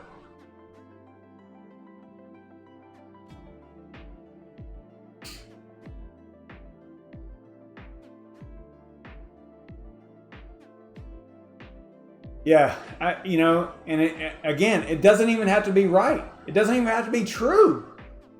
You just have to be first. You just have to be the first one that says something, outlandish or critical or whatever.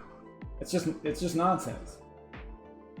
I like to think about the days back whenever, news and media and all that stuff was trustworthy. Like, you would look at a news source and you're like, that you trust them and you trust what they say. But now you can't trust anybody. You can't trust anybody. There's not one source of great information, except for like really small projects. Like any of the mainstream stuff, you can't trust it. You just can't. You have to DYOR. You have to do your own research, and find out whether or not they're telling the truth or not. Freaking crazy. Yeah, and crypto Twitter is really bad about that. That is for real. And y'all are getting me all spun up.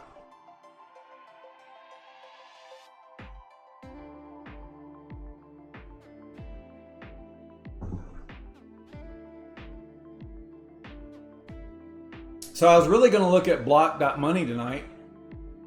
Back to that. I kind of wanted to.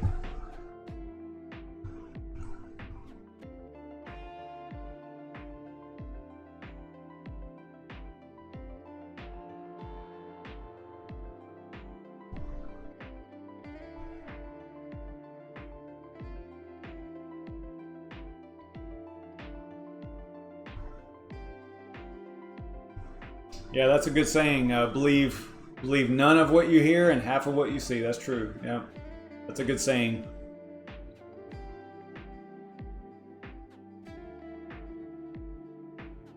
You know, and it's one of the things that early on, whenever I was kind of looking at blockchain technologies and all this stuff, it was one of the things that I thought about. I was like, you know, how cool would it be if you could use blockchain technology to help, you know, get rid of the whole fake news thing. And I was trying to figure out how they could do it, right? How could you use a blockchain technology in order, you know, whenever you first get into it, how everything could be solved by blockchain, and I'm not in that mode anymore, right? So, but back then I was like, man, blockchain is awesome and it can solve all these problems, and it can. There's a lot that it can solve, but there are some things that are like, yeah, no, it's not really for that. But one of the things I think it could is news and media, and the way that you would do it. And there were companies working on this early on. I don't know if they're still around anymore. I don't know how far they got. I know I looked into it initially. It's been many months since I looked into it. You guys might actually remember the project or the company name. I don't. I'm really bad at the names.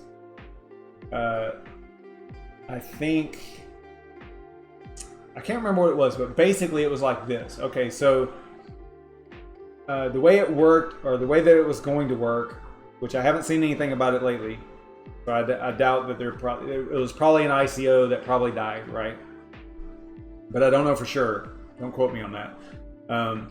But basically, if there was like it allowed viewers or readers or subscribers or whatever to a news source to vote on the validity of the content. So for example, if you were reading an article and you wanted to fact check it, right? So the way that it was going to work was you would highlight the information that you wanted fact checked, and then you would submit that to whatever the project was, right? And I guess if you know, like, it was probably like a plugin or something to a browser. It's probably like a browser plugin. You right click on whatever it was that you wanted to submit, and you say submit for verification. That submitted it to whoever. Then there would be people that would validate that information, and then based on that feedback, it would apply a figure to that content of whether or not it was a valid source of content. You follow what I'm saying? So it was like a way of verifying the data. Like you had people actually looking at the content, the news content, whatever it was, and verifying it. And then those people were also graded. The verifiers were also graded. So you didn't have this situation where, you know, the people that were verifying the data worked for the publication, right? You can't have that. And they were always saying that everything was great, right? So it wasn't like that. It was like all decentralized, right? And then those people, those validators or those verifiers, were actually rewarded with whatever the crypto was. I'm gonna completely lose my mind on what this project was. I remember looking it up like way back when, and it was a great idea because it was one of the things that I thought that crypto or blockchain technologies could actually fix, right? Like fake news and all that stuff.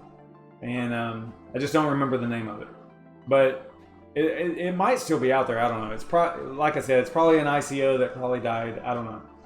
No idea. But it was a great idea because they were the validators were going to be rewarded for whether or not they voted on whatever the information was as being accurate, and it was really a super great idea. I guess it just never caught on, or maybe they're still building. I don't know. You know, there's no telling. I would have to look that up. I just don't remember the name of the company or the project.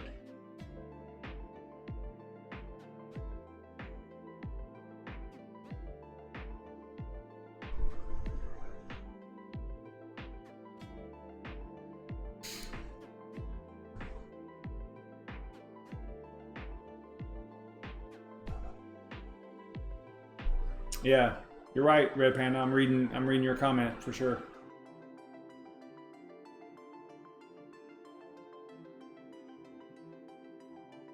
What's this about a Java conference in Jacksonville? Is that what y'all are saying?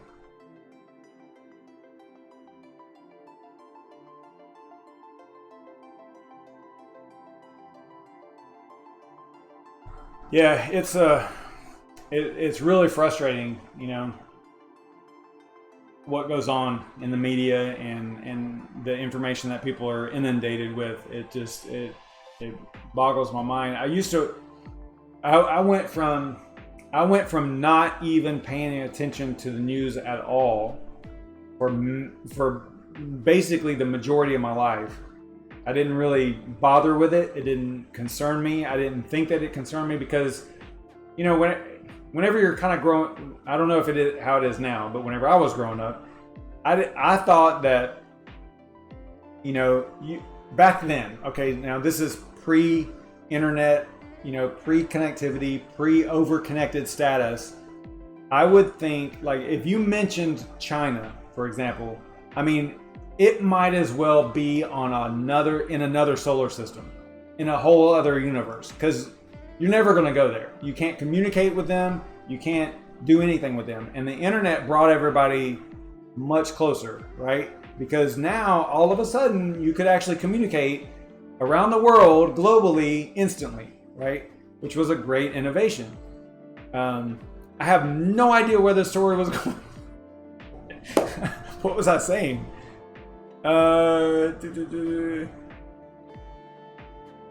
Yeah, I got completely, my train of thought derailed there. I have no idea what I was going to say.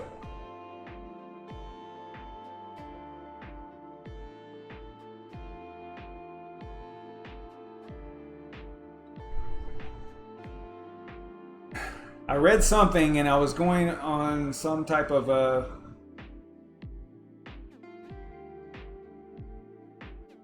yeah, I have no idea what I was going to say.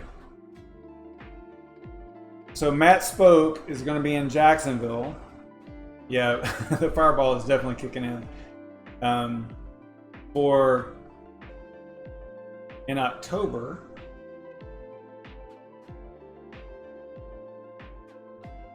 Biggest Java conference. Okay. Can you send me some info on that? Because that's kind of close to me. So I mean, I'm sure I could find it, but I was not aware of that.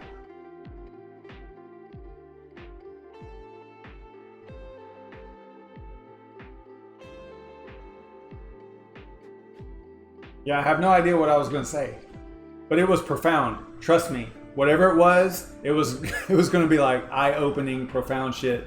But I just forgot what it was. My bad.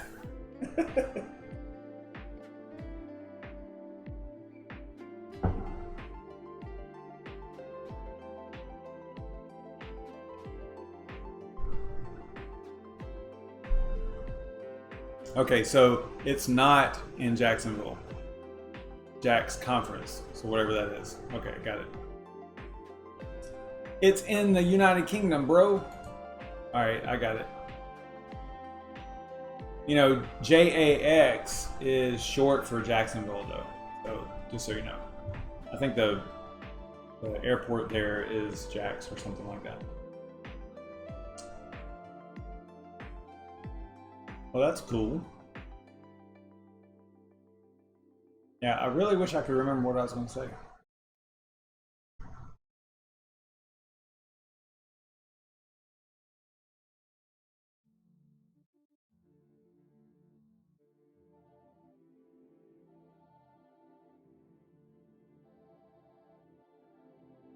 All right, anything else y'all want to talk about?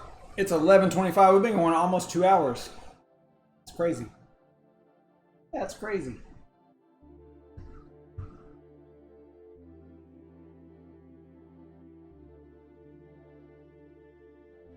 Yeah, I'm actually looking at doing some Linux stuff right now, Red Panda. I know that's not coding, but I'm looking more into Linux. I should have years ago, and I regret not getting into it, but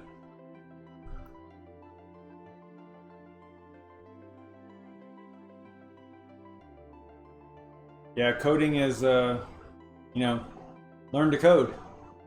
It's a good thing.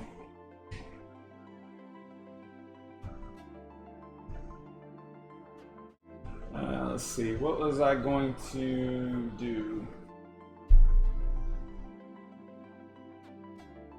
We can take a little intermission and check out, you know, the guy that does my intro video, or the music anyway.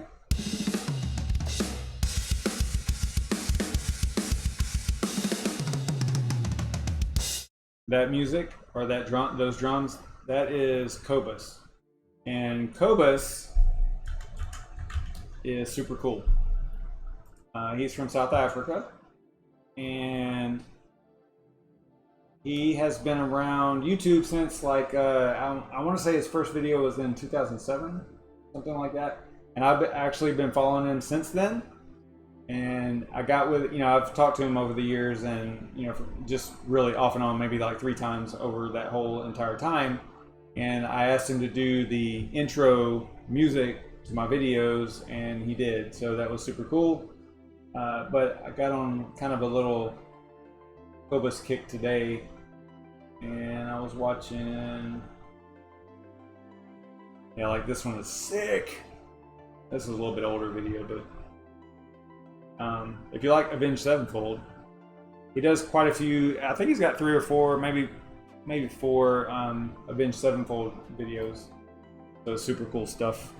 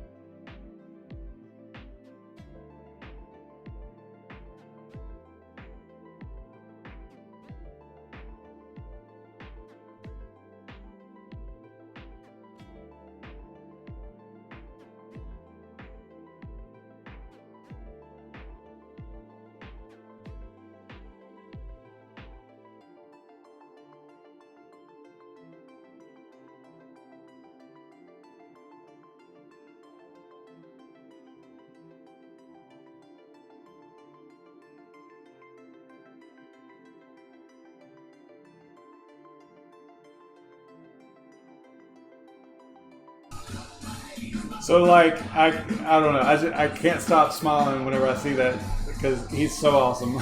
He's freaking awesome. Anyway, he's such a great story. I know this is like totally not crypto related, but such a great story. He's, you know, a kid from South Africa that grew up, I don't know, you know, as far as like his economic status or anything, but he started doing these videos. He started uploading videos to YouTube in 2006, 2007, I think, somewhere around there. And he was like recording them in his church, like at night, whenever everybody was gone. And I could probably find some of his older videos, but super cool. Now he works for Drum Channel out in California, and he's done all these different series and stuff like that. I mean, you can see right here, he's got, you know, 8 million views on this one video. You know, almost 1 million subscribers. So, I mean, the guy is freaking awesome, you know, and I thought that it was really cool. That I kind of got on a Cobus kick today, just kind of messing around, watching some videos and stuff. So, really cool stuff. He's a great guy. And what was funny was, whenever I asked him to do the intro music, he's out of South Africa now. He's in California. But whenever I asked him to do it, it was kind of like odd, because he's kind of, you know, obviously he's pretty popular and kind of, he wasn't like big time in me or anything, but, you know, I did have to like pay for the intro music, right? And that whole communication thing, like through PayPal and stuff, I felt like because of his email address and PayPal, that it was, that it wasn't him. The person that I was communicating with wasn't him, and I was actually being scammed. And what was really cool was after we were going back and forth, he's busy. I mean, he does videos, but he's also working at Drum Channel, so he's busy, right? And he travels around doing stuff, and he's toured with some bands and stuff like that, so he's super busy. So, but like quite a few, a month or two went by that we were supposed to get this done, and it wasn't done yet. And I had I think it was through Facebook Messenger probably at the time, and I was like, hey, I feel like someone is impersonating you and saying that they're going to do drum covers or intro music or something for you, and they're accepting payments, blah, blah, blah. And I felt like I potentially was getting scammed, right? And he sent me a video of him, he said my name, and he's like, no, dude, I'm not scamming you, bro. Like, it's all good. So it's really cool, to have that kind of interaction with him. Anyway, he's a good guy. I don't know if you like drum videos and stuff like that, check out his channel. I mean, it's Cobus drum covers. He's got a ton of drum covers on here. And what's kind of funny is some of the things that he did early on is kind of probably what made him super popular, was that he did these drum covers that nobody would think of anybody doing, right? So like Kelly Clarkson music and stuff like that. Let's see if we can find like the really old videos here. It looks like they're in some kind of, let's see if we can just go to his channel here.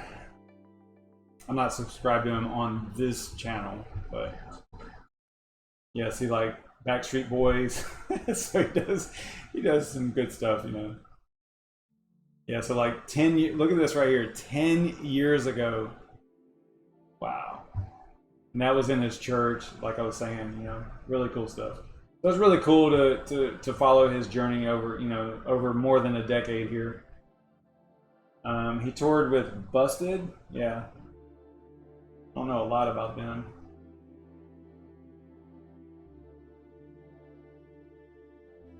Yeah, definitely check out his channel. Good stuff. And you can see like the production quality like of this. Like this was from 10 years ago. I mean, look at the resolution was what is this, 480 by 640 by 480, right? I think. So this is what it used to look like.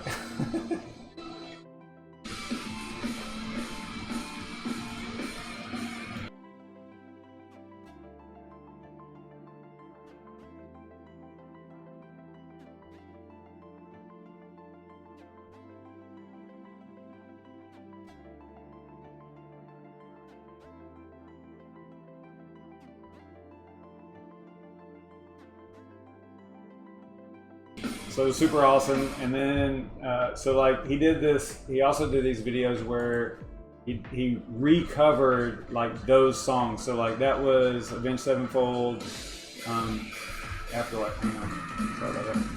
So that was Afterlife. Let's see if we can find, because he recovered some of those older ones. It was really cool. He does really great with Breaking Benjamin too. Like here's one that, see, like this is the old one, right?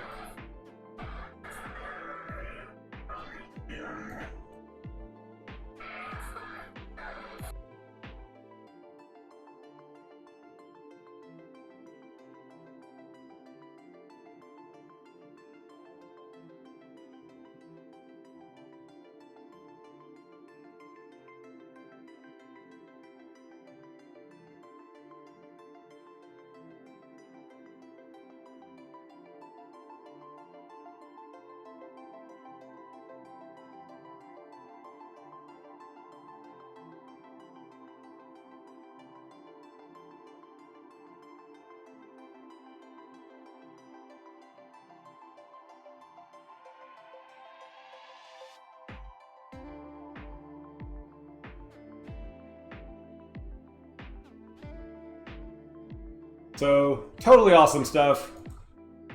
I love that. I love that music. I love drums. I am not. I can't play drums at all. Like I can't play any instrument. I just don't have that that capability. But I've always been interested in drums, so yeah. Anyway, that's my thing.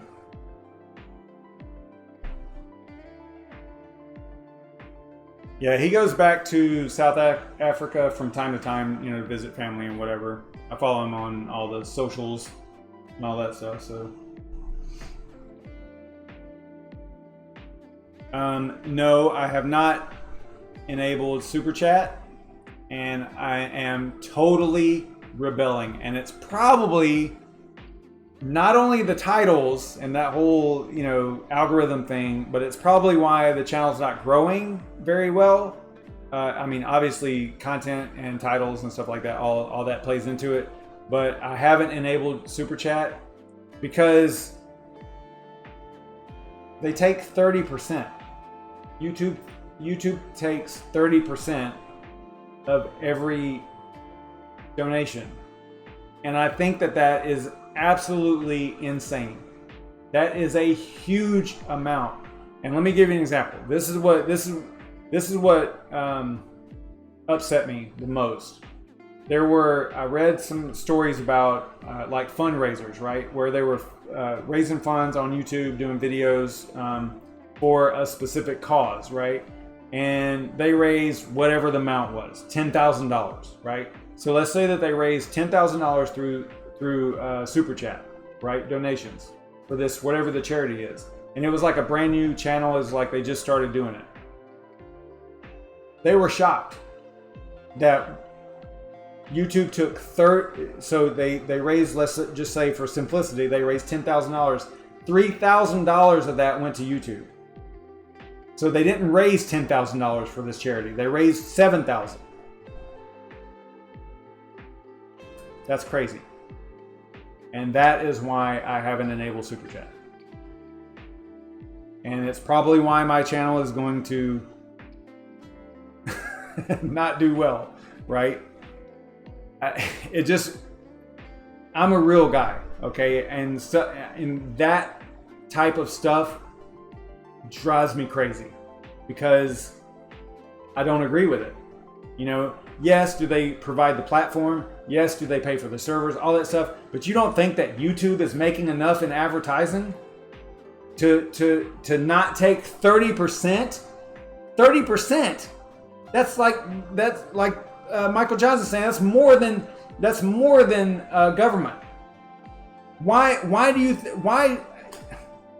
Look, a while back there was one of Brandon Coin's subscribers that donated a lot, $1,000 through Super Chat. 300 of that 1,000 went to YouTube. I don't agree with it. I just don't.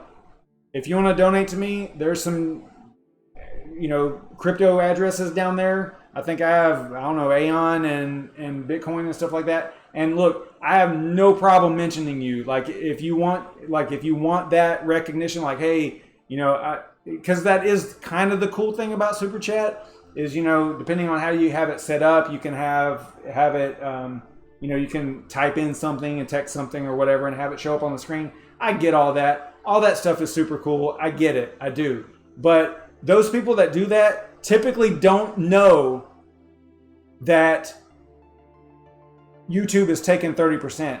I guarantee you that the person that sent that money to Brandon Coin did not know that 300 of that was going to be taken. Because if he knew that, he wouldn't have done it. I don't think. And I don't know. You know, I could be wrong, but I don't think that he would have been okay with that. And that's where I have a real problem with it. I have a real problem with that. And just me saying, probably just me saying YouTube, Super Chat, and problem is probably gonna, like, you know, I don't know. I'm probably gonna lose half of my subscribers or some shit after tonight. So yeah, it's crazy. It is absolutely crazy. 30%. I mean, look, I could deal with if it was 5% or if it was 10%. Even if it was 10%, I would be a little bit hesitant, but I would probably do 10%. But I would definitely tell everybody before they do it, like, look, you know, YouTube is going to take 10%. But 30% is way too much, in my opinion. Way too. That's like stealing. That's just robbery. Just straight up robbery. You know, I just don't agree with it. So that's why I haven't enabled super chats. I'm just going off. But it's true.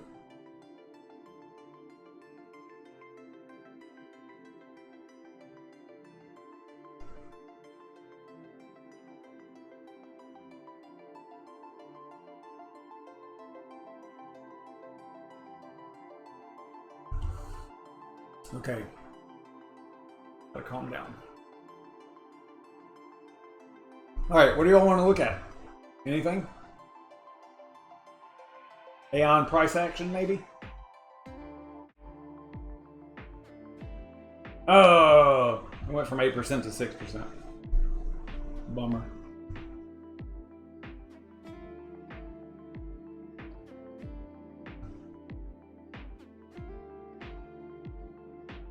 Man, I was really looking forward to looking into block. Kind of sucks that we weren't able to.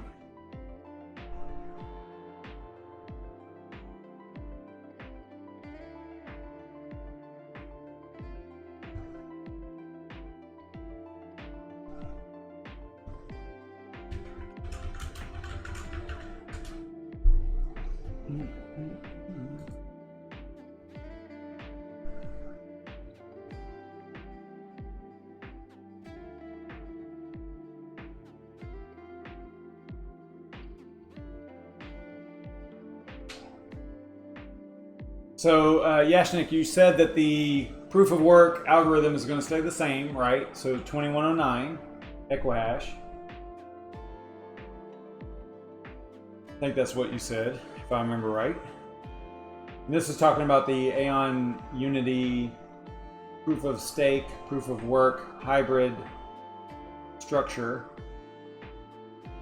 that's coming up. Do they have a final date on it? Is there a date associated with it? Implementation date?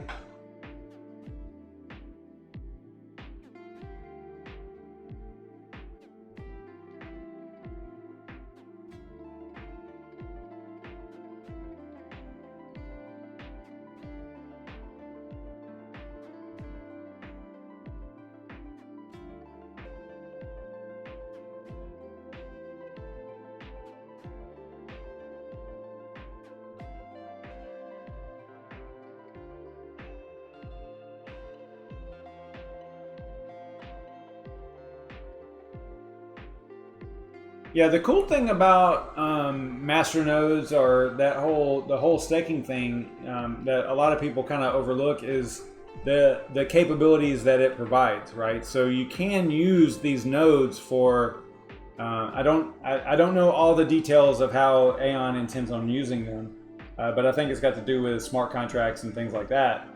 But you can use that computing power for, you know, other features and functions on the network, which is super cool.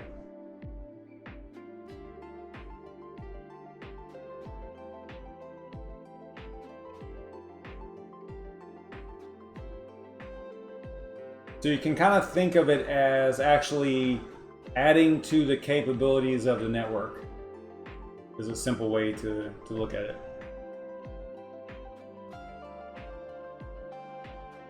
And apparently the way that this one, the Unity is going to work with Aeon is it shouldn't anyway, it should not affect rewards for miners, because they're going to, I think they're going to double the block rewards and double the time or something like that, I think.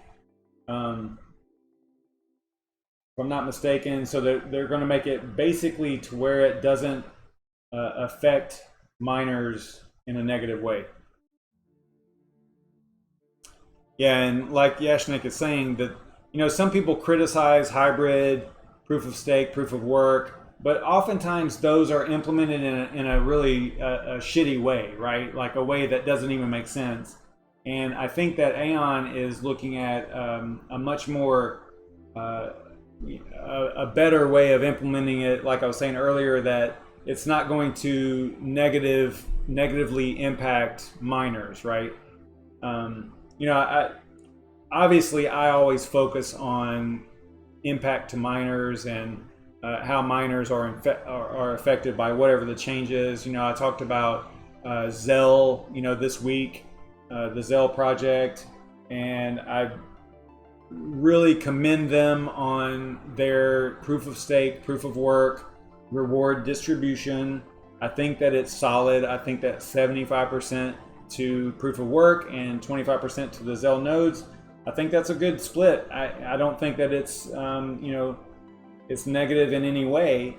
You know, there were a lot of projects in 2018 that, you know, the ICOs, the master nodes and all that bullshit that came out, and, you know, they were basically master node projects, and, you know, where are they now, right?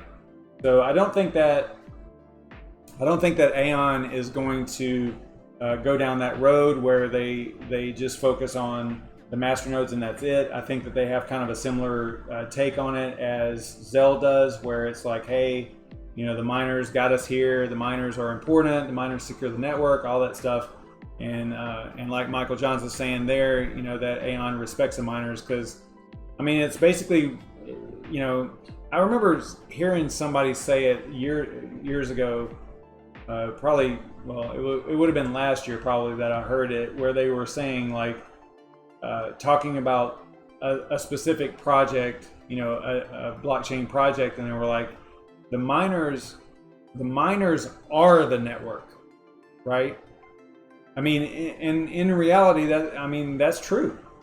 You know, I don't know. This is the way I look at it, but, you know, I might be a little bit biased because I'm a miner. So, yeah. So it looks like Aon is, like Michael Johns is saying there. I see you too. He's saying that they're not going to turn their back on the miners, and that's a good thing. I hope not. You know, because those projects that went straight masternodes, where are they now? I mean, you've got a few that might be okay. I think Energy was one of them that might still be doing okay, that started out as proof of work and transitioned over into 100% proof of stake. I don't know for sure what they're doing, but I followed them for a little while, but I don't know what's going on with them now. But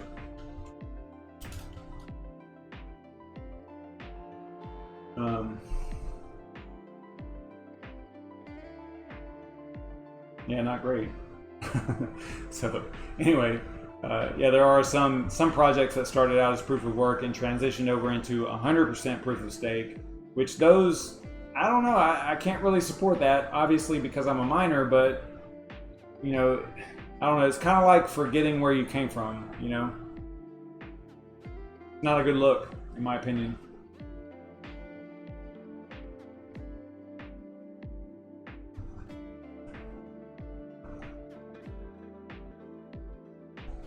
There was a really good graphic. I don't think it's on here. I don't remember where it was, but there was a really good example. There was a graphic. It was like a little, yeah, I think it was 0 to hero.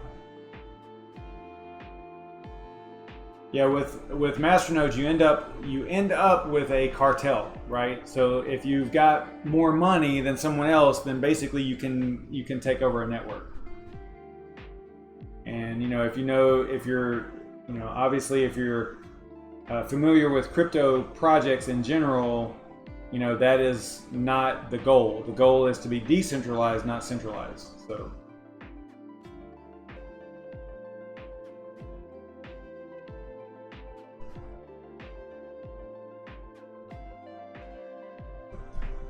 All right, Red Panda.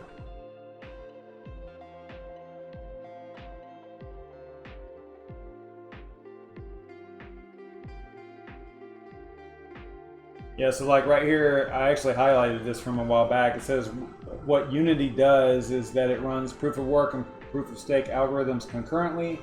Since the proof of stake algorithm is tuned to produce blocks with the same distribution, randomly determined process as proof of work, blocks produced by both algorithms can be interleaved into one chain. And I think that right there is the innovative part of this whole algorithm, right?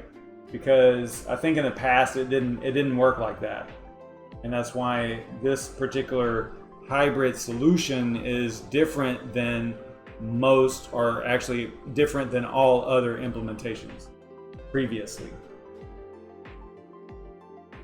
So it's innovative, it's new, it's a new way of looking at it, or a new way of implementing it.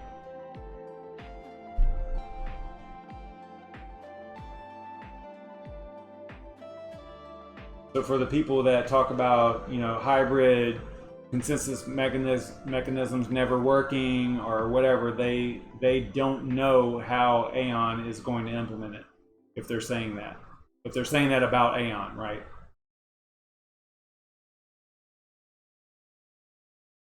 So you would have to say, well, listen, Aon is doing it differently than it's ever been done before, so let's give them a chance, kind of thing, right?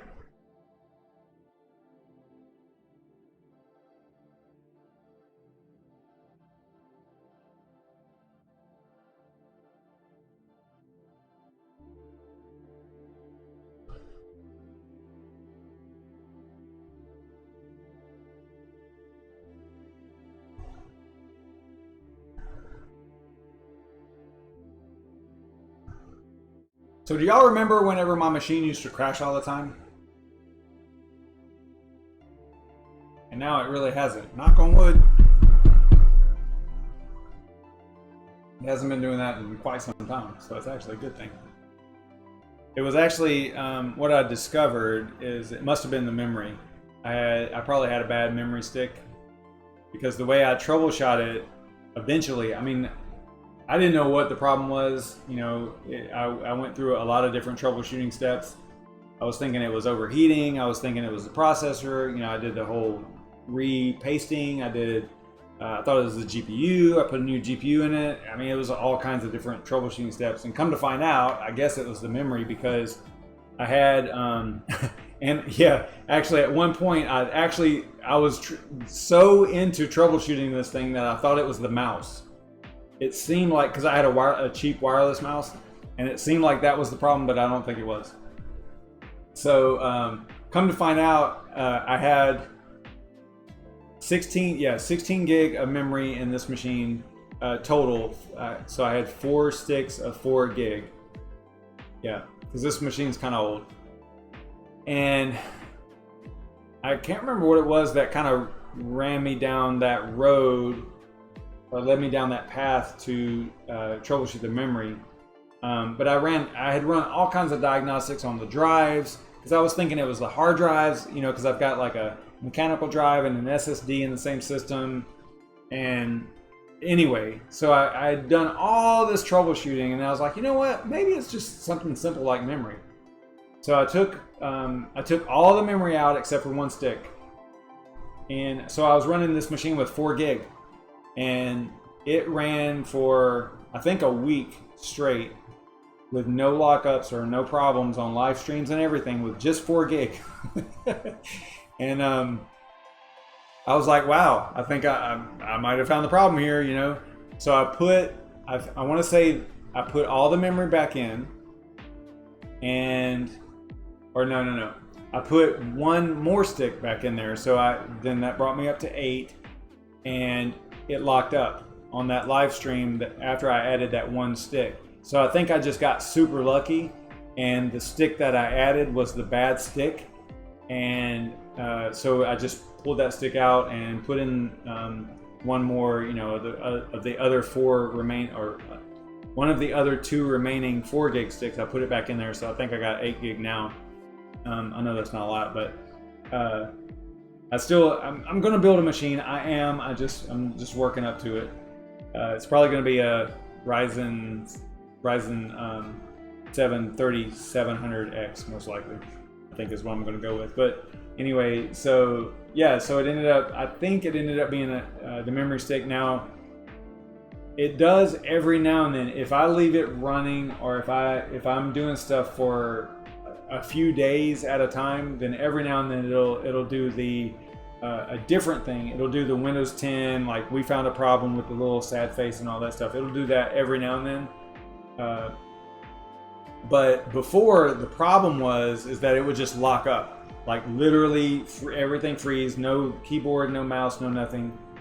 You know, the stream would freeze and all that stuff. You guys probably remember that.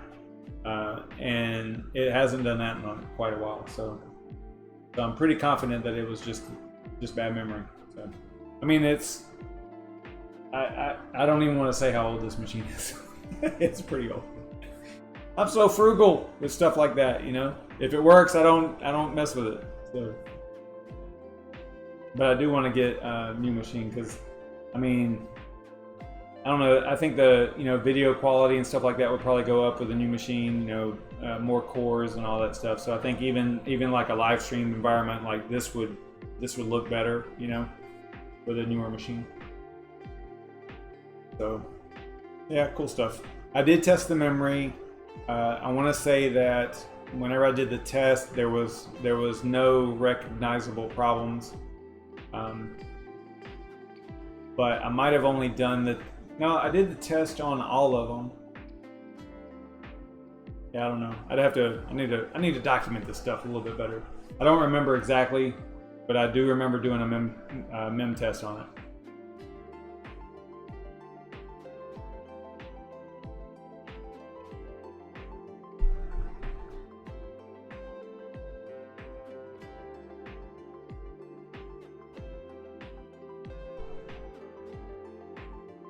So what are y'all up to tonight?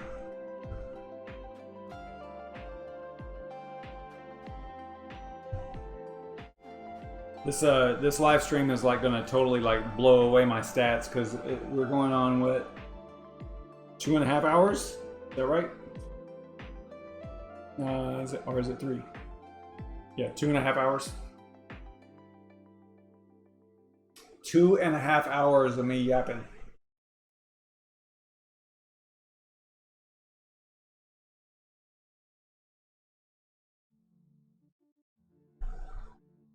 Yeah, I had swapped out the mouse whenever I thought that it was the mouse, the cheap wireless mouse that was doing it. And I used a wired mouse and it seemed to work so much better. And I think that maybe 2 or 3 times in a row there was no lockups. So I was like pretty confident. I was like, yeah, I think I figured this out. And then it started doing the lockups again. And I was like, shoot, you know. And so then I had to troubleshoot some more. And then I think that's whenever I found the memory.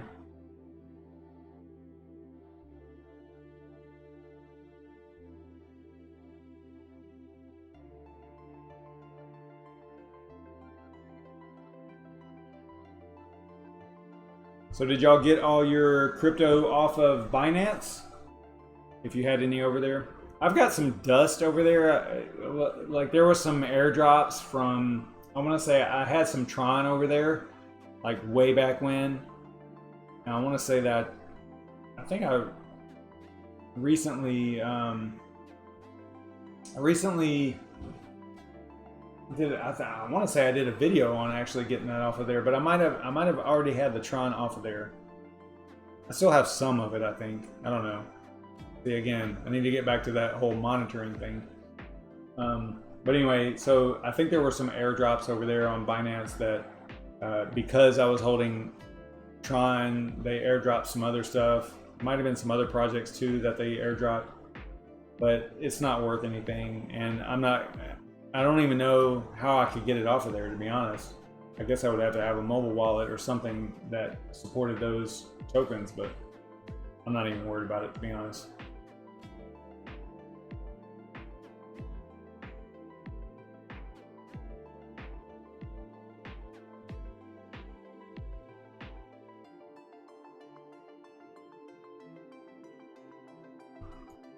What kind of AMD crap you got, Michael Johns? GPUs or processors? Yeah, I think I'm going to build a. I mean, I know I've done videos on it in the past. I think this is it. Yeah, this is the hardware that I had chosen pretty recently. I think I'd gone through this and kind of made a list of what I was going to get. This is kind of what it looks like so far.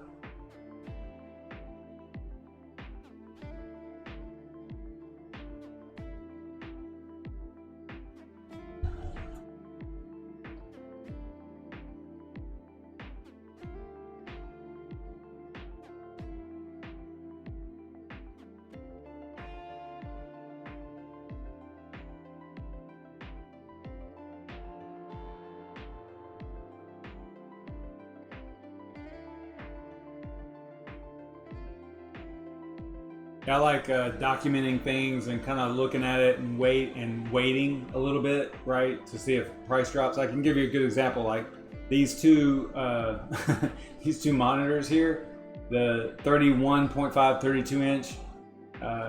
You know, they're curved. AOCs are pretty good. They're pretty decent. I'm not a gamer really, so it's not a real big deal to me. But as long as they look pretty decent, I'm happy with them. They were $225, I think, on Amazon. And as time went on, like I documented that those were the ones I was going to pick, and they were, I want to say they were $219. That's what it was, $219 each. And just one day, randomly, I was looking at everything, you know, in my Amazon cart, and they dropped the price to I think it was $179. So as soon as those hit $179, I was like, buy. Those are mine. So yeah, kind of cool. So like I don't like impulse buy stuff for the most part. Like I'll put it on this list here, and it might be, you know, 3 weeks or a month or whatever before I actually push the button to buy it. So I kind of keep an eye on it and see, you know, whether or not it dips in price or whatever. So this is kind of what I was looking at. The only thing I was going to change maybe was the actual video card.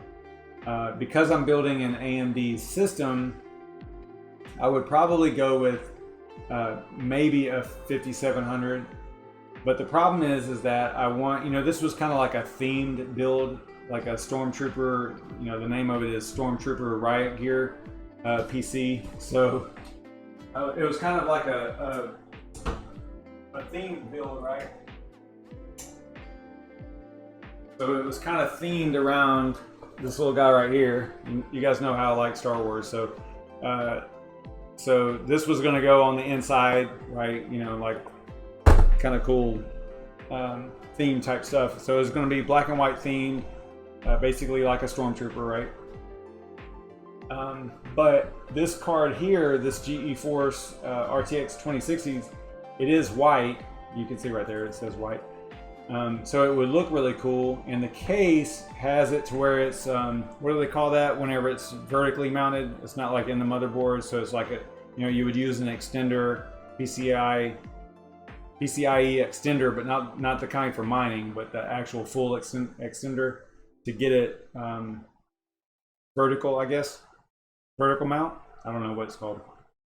So the case has that capability, and it's got the glass or the plexiglass or whatever you call it on the side, so you can see the GPU. So it's kind of cool that it would be white, you know, on the inside like that. I like that.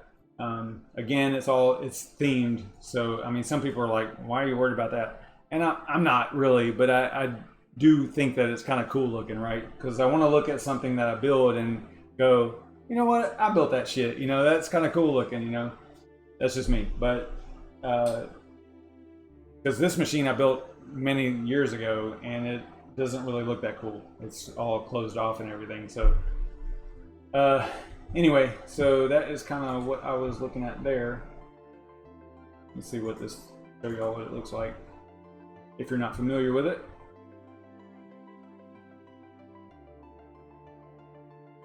Yeah, so it looks like this. And I think it's got RGB on it too, which that's super important.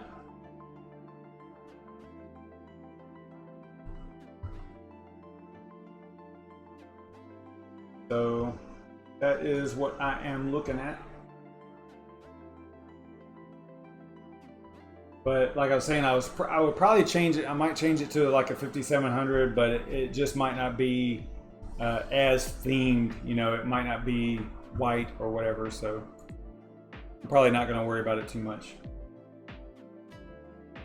Either way, we'll see.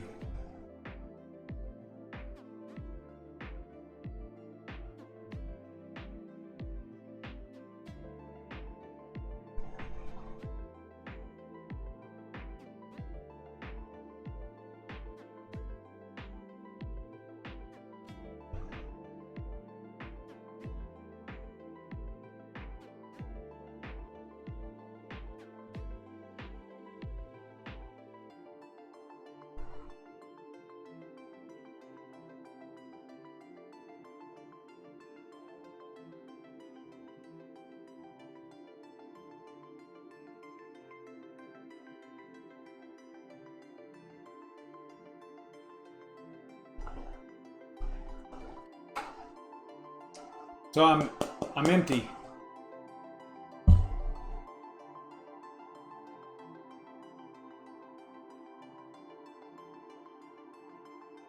What's up, Red Panda? You're back. What's up, man?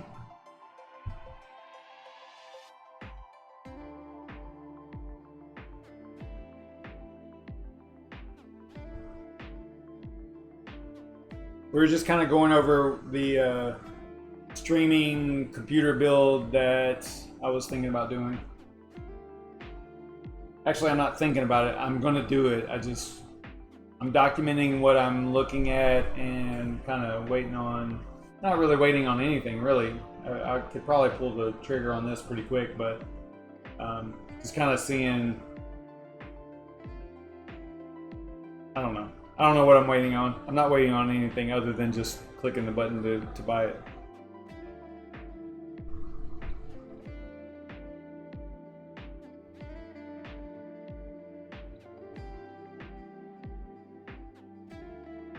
What are you streaming on Twitch? Was it Bits Be Trippin'? I think he's doing a stream also. I think he was building a 5700 rig build. That's super cool. I don't know if I would build a rig with 5700s though. They're so expensive still.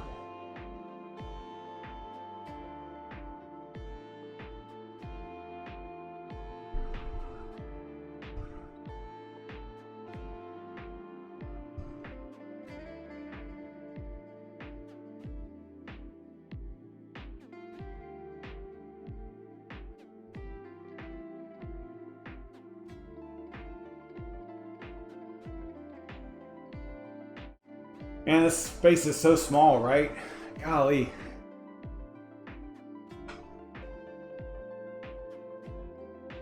I'm getting impatient on the whole crypto adoption thing. I know I shouldn't be, but I struggle with it a lot. Like, I wish that things would move, because, you know, obviously we all know you know, the importance of it and how things work and how awesome it is and all that stuff. We all know that. And it's kind of a drag to go every day and not see it adopted by, you know, normal people, I guess. So I guess that's the way I look at it. It's just a little frustrating because I'm like, what are people waiting for, right? But I know it's going to be slow. I know it's going to be, you know, adoption is going to take a while. You know, I would hate to say realistically. I mean, honestly, I think we're looking at another 10 years before it's actually like really mainstream and really adopted. I think it's a solid 10 years before it's before it's like the internet. You know, I mean, look at the internet. 20 years ago, what was I looking? Oh, I was watching like a video. I was watching a YouTube video of when Star Wars: The Phantom Menace came out, and one of the super fans that they were interviewing, the coolest thing that proved that he was a super fan was that he had the Imperial March ringtone on his cell phone. That was the claim to fame, right? So that was just 20 years ago.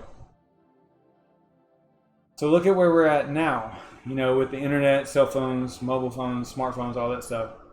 I think we're 10 years in, right, since Bitcoin release, or you know, before it was the Genesis block and all that stuff. I think we're at 10. I think we're 10 more years before it's undeniably adopted. Which it sucks to have to think about that and like have to wait for that long, but I do think that we are. I mean, it's at least 5. I think at 5 we'll start seeing some pretty cool stuff, but 10 before it's really adopted.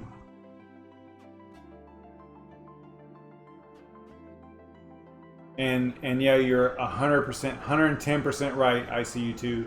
And I've said that on streams before. I was like, look, you have to make it. You have to make it where people are using it without even knowing they're using it. And that's whenever you will actually experience like adoption. And the same thing happened with the internet. I mean, no one can tell you, no typical user is ever, they don't even know what an IP address is, right? They don't know what a MAC address is. They don't know any of that stuff, right? But they know that whenever they hit send on a message, that it goes, right? And that's all they're worried about, you know? So, yeah. Yeah, I would like to retire too within 10 years, but I don't see that happening. And I'll tell you what, man, it's something that I've been struggling with a lot lately, really struggling with, is I think about, you know, because clearly I was alive in 2009, right? So I think about all the times from 2009 until now, or, you know, a few years ago, that I heard of, because I work in IT, so like I had heard of Bitcoin like whenever it first came out. I knew about it. I knew what it was, but I just never really, I always, in my mind, I was always thinking, and it's so stupid now looking back on it, but this is just pure honesty right here, okay? But I was always thinking, there is no way that the government will allow that. Now, obviously, looking back on it, I'm like, that was really dumb of me to think like that, right? But man, I struggle with this a lot because I'm like, why? I mean, because think about this: whenever Bitcoin obtained parity with the U.S. dollar at $1, right? So whenever Bitcoin was $1, the U.S. dollar was $1, right? How cool would it have been to just go, I think I'll put in $100, right? I think I'll just put $100 towards Bitcoin, and back then you probably would have had to, let's see, whenever it was $1, you would have had to,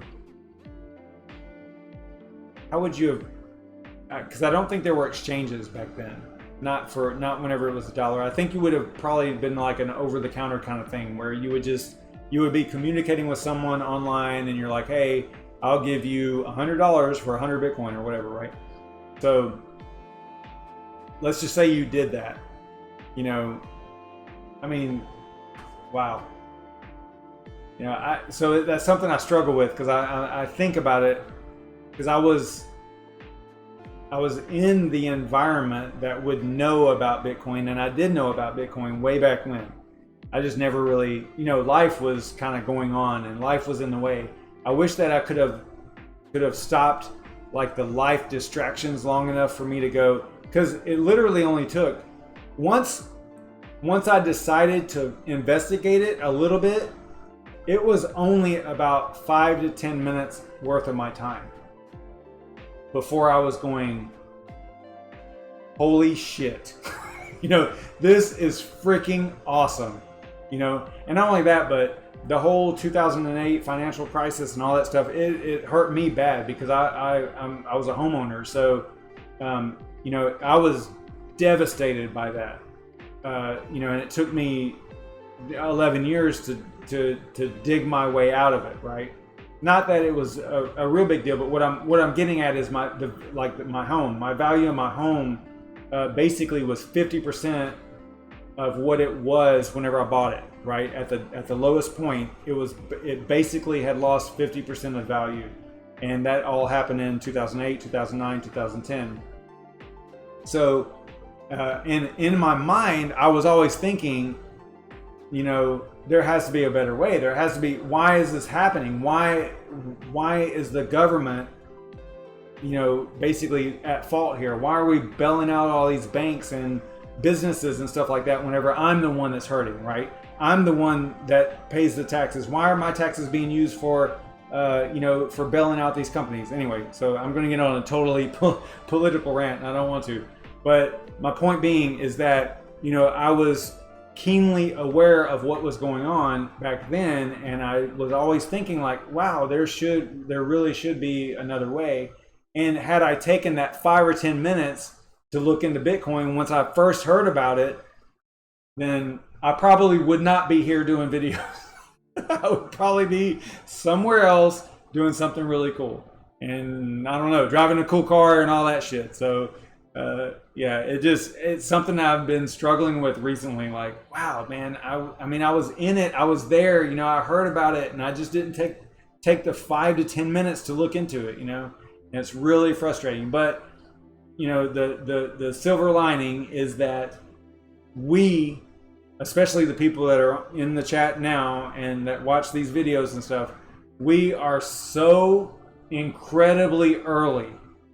It might not feel like it, because like I was saying at the beginning of this little rant, I'm like getting impatient, right? And I gotta really take control of that. I gotta really rein that in, you know, and be a little bit more, I don't know what the right word is, but just settle myself down and not get anxiety over it, or dwelling on it, right? I don't want to dwell on it. I really want to look at it and go, okay, this is an opportunity, because we are early. I know, like I was saying, I know that it might not feel like we're early because we have all been doing this for a while, right? We see how projects operate. We went through the ICO bullshit. You know, we've gone through.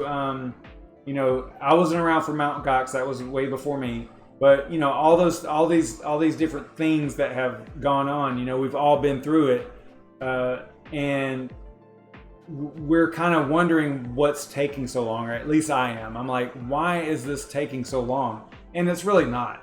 If you zoom out, like all the TA people say, you know, whenever you're doing technical analysis and you zoom in on a chart and you're like looking at this crazy stuff and you're like, this doesn't look good, right? But then you zoom out, right? You come all the way out to years, right? You go from like a 1 hour or 1 minute or whatever the view is, all the way out to years, and you're like, oh, now I get it. You know, I'm good now.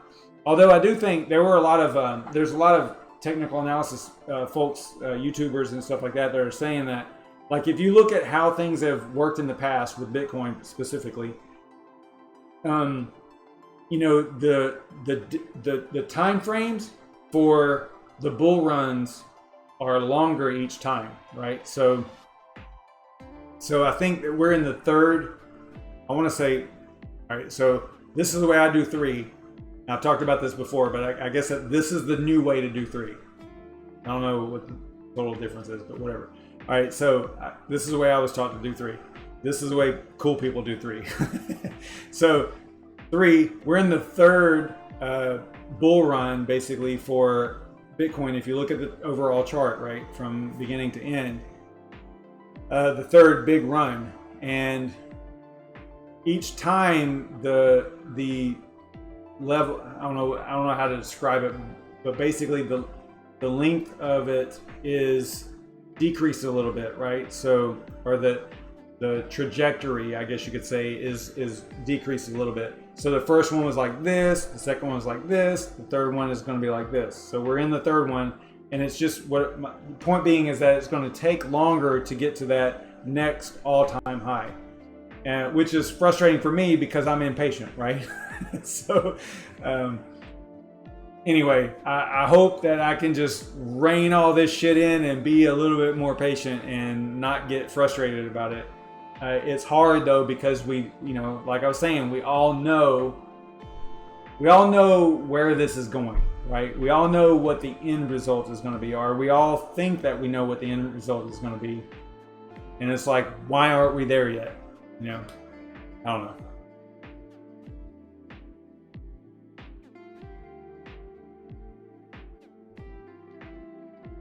What is 45?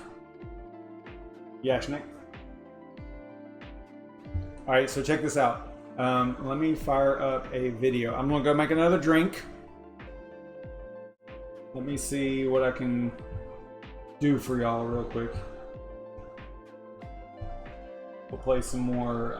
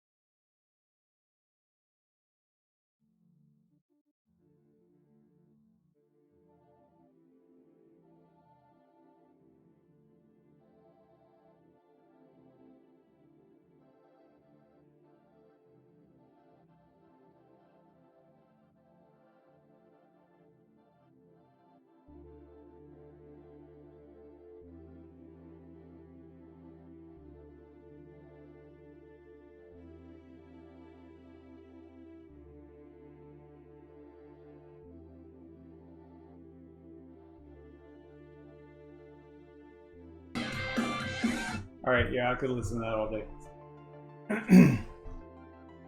What are y'all saying?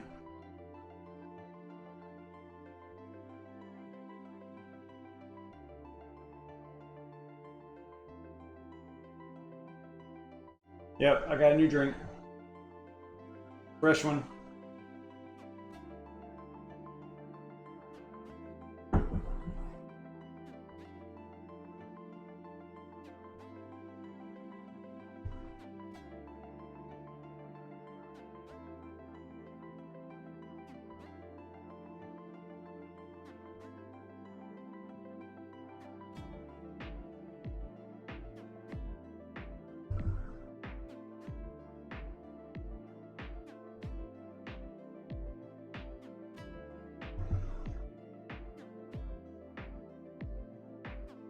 Do y'all want to go over mining something, or just throw it over there into the chat and let me know what y'all want to do? I've ranted enough, my brain hurts, so I don't know what else to talk about.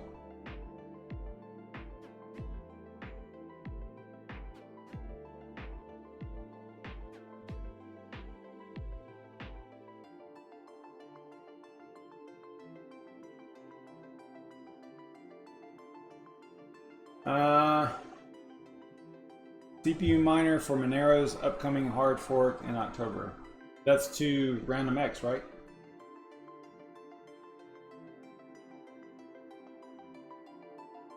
What operating system and what I would assume that you're talking about for Windows, Daniel?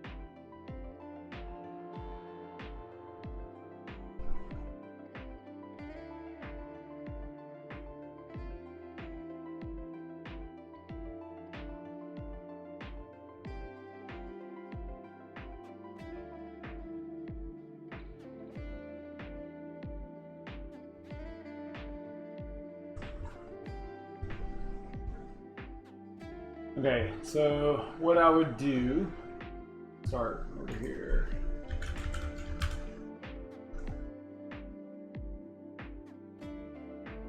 So they're on Kryptonite R right now, and they're going to Random X.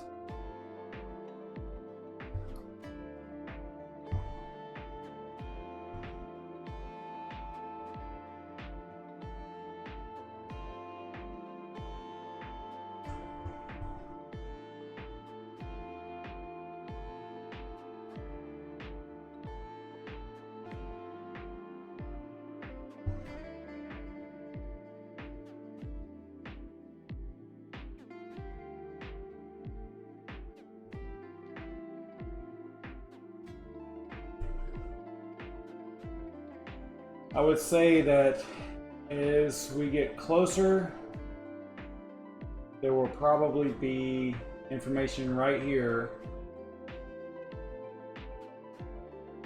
on mining it.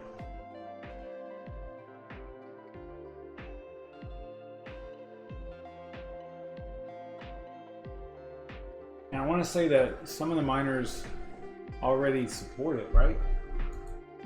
Random X. Here's what I typically do is come over here and you can kind of tell pretty quick what miners are what. So nothing in Simple Mining has Random X yet.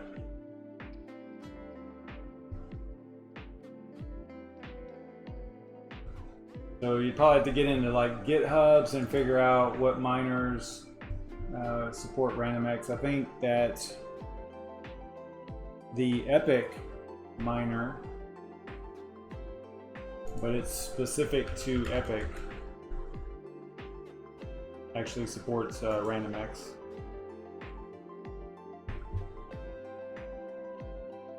But it is a dev miner, right, for Epic specifically.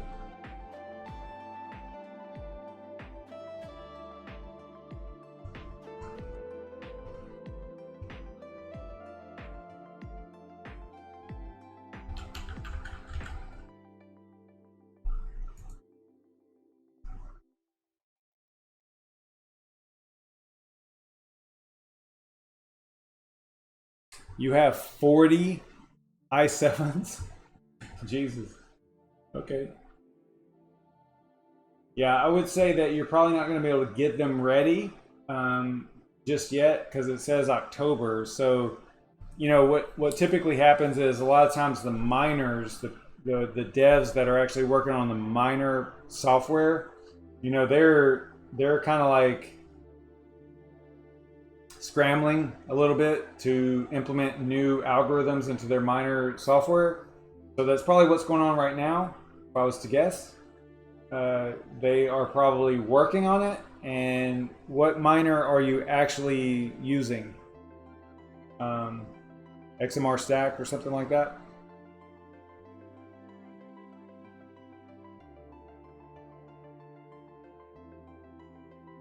Yeah, that's awesome. 40 machines. I actually have a Gen 2. Or is it... How would you do 2?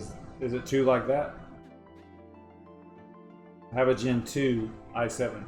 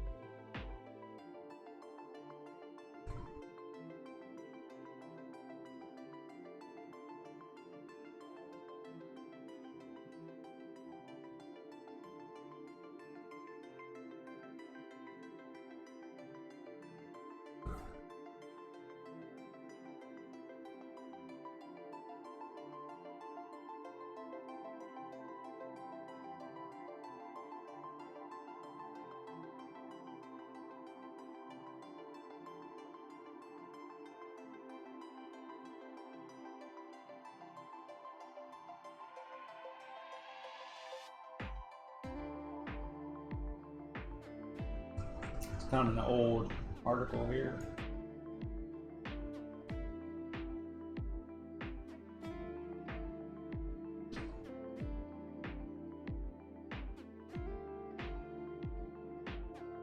Yeah, I haven't done a lot of upgrading hardware wise. I just haven't.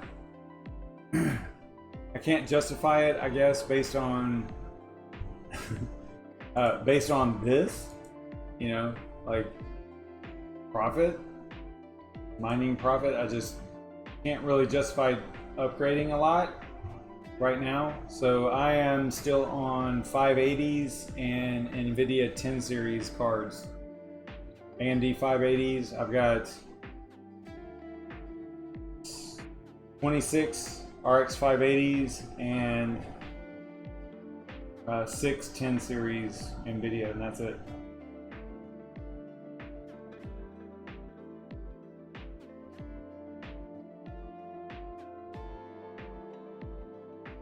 Yeah, there's just, I mean, it's super cool to see like an RX or a 5700, you know, get 55 megahash or whatever.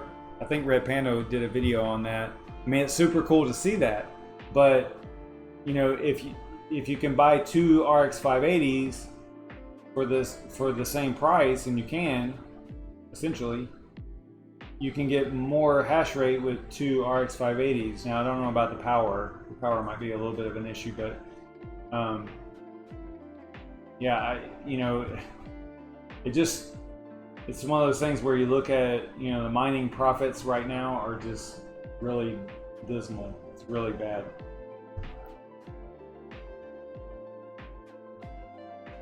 I think that Random X does support GPUs. I think. A good example would be Epic. And you see Epic has 3 different algorithms. It has ProgPow, Cuckoo, and RandomX. But the RandomX is supposed to be for CPUs only, the way I understand it. And then ProgPow is GPUs, and then Cuckoo is ASIC. I believe is the way that's supposed to work. Yeah, you know what? I don't know. I don't know if RandomX is GPU.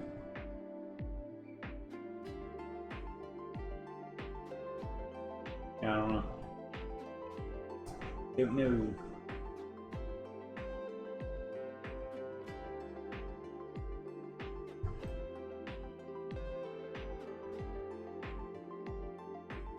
This is like the never-ending live stream.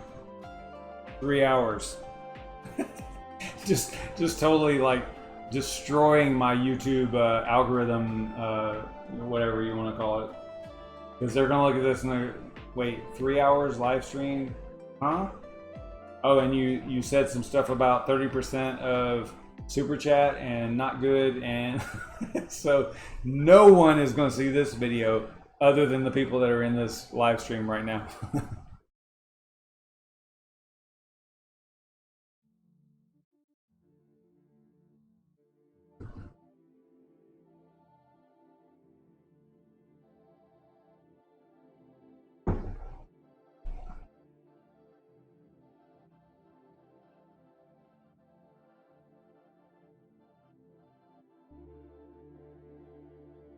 Yeah, Daniel, I think that probably right now you're kind of like just in a waiting game. Just kind of keep your, what was that term or that phrase? Keep your ear to the grindstone? I don't know. I don't know if that's right or not.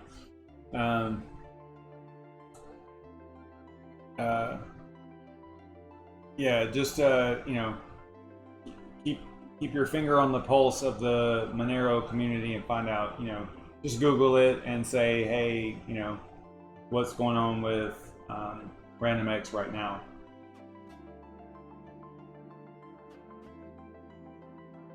What's up, YouTube watcher and Crypto Sweeper? Thanks for tuning in. We're just BSing. We've been BSing for 3 solid hours, just messing around. I've gone on, I don't know, maybe, what am I at? Maybe 5 different rants on stuff. So it's been kind of fun. I'm like, I think I'm 4 fireball tees in, fire tee, whatever you want to call them. So yeah, we've been having a good time.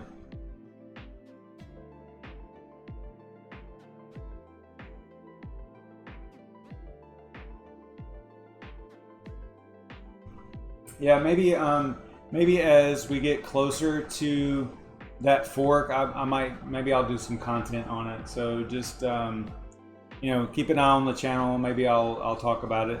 Or most likely, let me tell you what's going to happen. Here's what's going to happen. So because we mentioned it, Red Panda is he's probably already working on a video on it right now, and it's probably going to be released tomorrow at noon. Tomorrow's Saturday, right? So tomorrow at noon, between 12 and 2, he's probably going to have a super high production, super quality video about Random X and Monero tomorrow. So just keep an eye on that.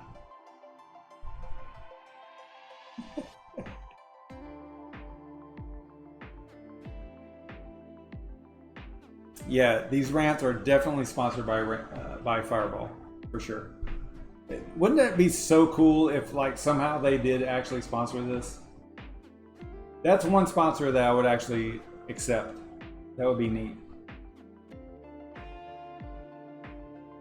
Pretty much nobody else, because everybody wants you to be, you know, disingenuous. You know, they want you to lie, basically, right? Whenever they try to get you to sponsor their shit. I don't do that. So it's like, yeah, I'm not gonna lie. I mean, if you want me to sponsor yours, or if you want to sponsor me, I'm gonna say exactly the way it is about your project, whatever it is, you know. Yeah, I definitely mentioned you, Red Panda. I mentioned you doing a video about Random X by tomorrow at noon, I think. Random X and how CPU miners need to implement it and all that stuff. So get on it. It'll be a highly produced, super quality video on Monero, Random X by tomorrow, CPU mining. Do it.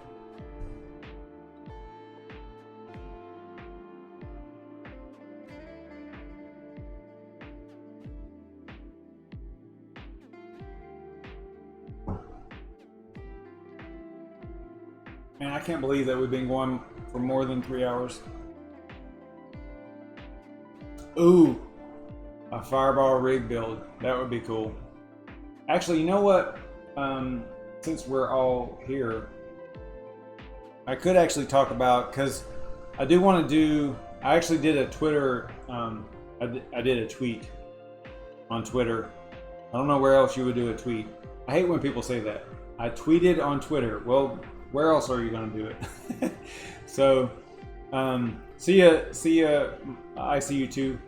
Thanks for tuning in and all that stuff. Yeah, I might not be on here tomorrow night. I don't know, we'll see. But most likely I won't be. But anyway, so I had done a Twitter. I had tweeted about potentially doing some content on like structured wiring upgrades and stuff like that, because in my old house I did a lot of work. I had 4 TVs, one was a 42 inch and the other 3 were 60 inch LCDs or LEDs, and you know, I'm like big on hiding all the wires and making things look super clean and all that stuff. And I had a pretty good system in my old house, and now here I don't have that, because I have a new house and it's new. You know, it's a new construction, so I didn't do any wiring. I should have done wiring while it was being built. I could have done it, but there were some issues that caused me not to do it. Anyway, so now I have to go back and do it after the fact, after the walls are up and the drywall is up and all that stuff. So it's going to be kind of difficult, but I had asked everybody like, hey, would you like to see some content on, you know, running cables and HDMI and how I was going to, I can give you an example. Let me bring up a picture here of my old system. I think this might work. So this is like a really old picture, but this is kind of what I had done in a, you know, if you're familiar with any, whoops, sorry about that. If you're familiar with how a lot of houses are designed, you know, in the US anyway, you have like a coat closet like right inside the front door.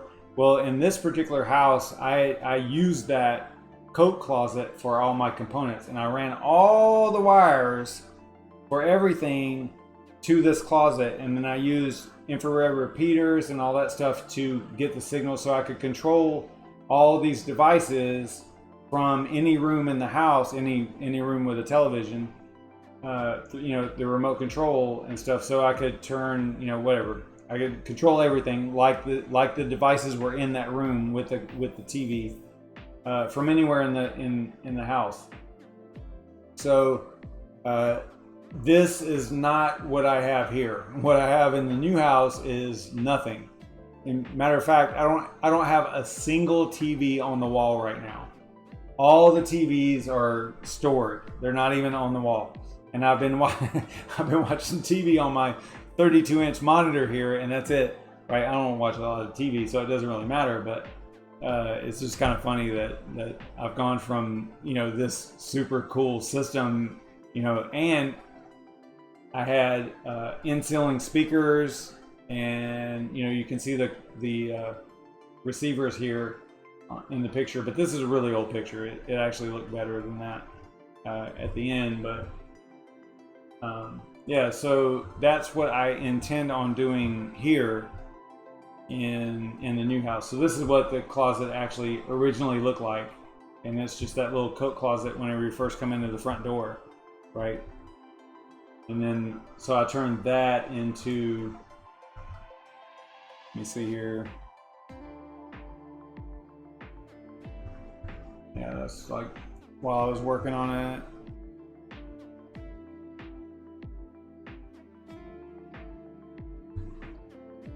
Yeah. I don't know. I've got some pictures here. Let's see. Just as I was going, you know, as I was installing stuff. So yeah, so basically if you were in my house, then I would just have the TV on the wall, and that's it. Like there's no cables, no power cables, no HDMI cables, none of that stuff running, you know, like not visible. Everything was in the wall or invisible, right? Not invisible, but you get what I'm saying. It was all hidden in the wall and all the way over into the component closet. And in the new house, I kind of have a same situation where I can do that. I have a component closet over there, or a coat closet, whatever you want to call it, where I'm intending on building shelves and putting everything in there. So I'm just ranting, but long story short, I did a tweet about this, and it seemed like there was some people that were interested in that kind of content. So I might actually do some videos on that whole installation, because I really need to do it. I need to get it done. It's just that I've gotten kind of used to just watching stuff on my computer here, but I need to get my TVs up, because I've got, like I said, I've got three 60-inch and then one 42-inch. The 42-inch is up and running, but the 3 60-inch are not. So they're just sitting in a bedroom. It's so stupid. But it's just the world that I live in right now is just, I don't really need them, you know. I've got this 32-inch in my office here, so I'm good. But yeah, eventually I'll get on that. And I just kind of wanted to actually do some content about that. So I think it would be kind of cool.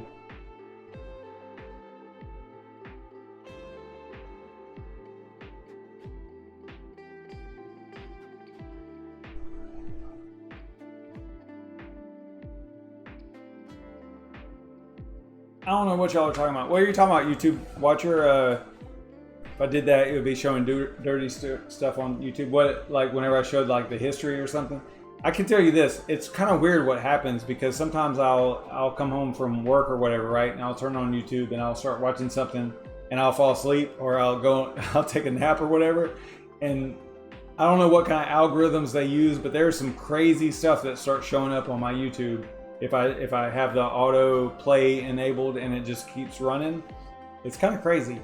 So sometimes, you know, you can't really take that for what it's worth, because sometimes it's not really accurate.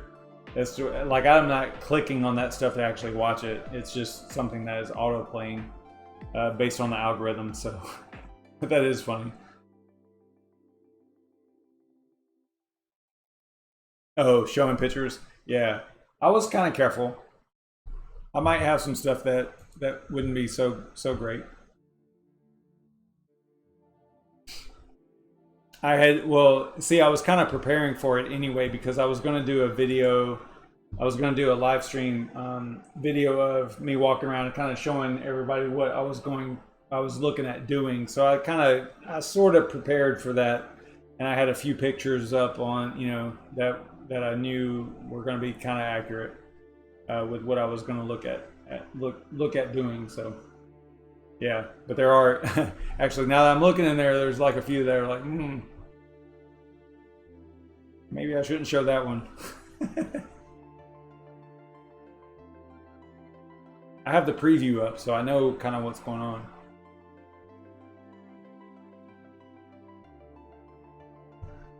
Like that's a picture of the component closet after the fact. And again, that's a super old picture, and it actually changed over the years, but you know, but that's kind of what it looked like. And I never got it to where I could close that door, you know, and it not overheat and stuff in there. Because like the really cool thing, you can't really see it in the picture, but the super cool thing that I did was my computer, this computer actually was in that closet at the bottom, right? So all I had was, wireless mouse, wireless keyboard, and I would actually had the computer in that closet at the bottom, and an HDMI cable, obviously for the display to the 60-inch TV, because I don't game or anything like that. So it just worked out just fine, because it just operated as a normal computer display. And yeah, so that was in that closet right there. But I never got it to where I could close the door and have it not like not overheat, but it would generate like quite a bit of heat. So I always had to leave the door open. I did kind of implement some fans and stuff like that in the top of it, but it never really worked that well.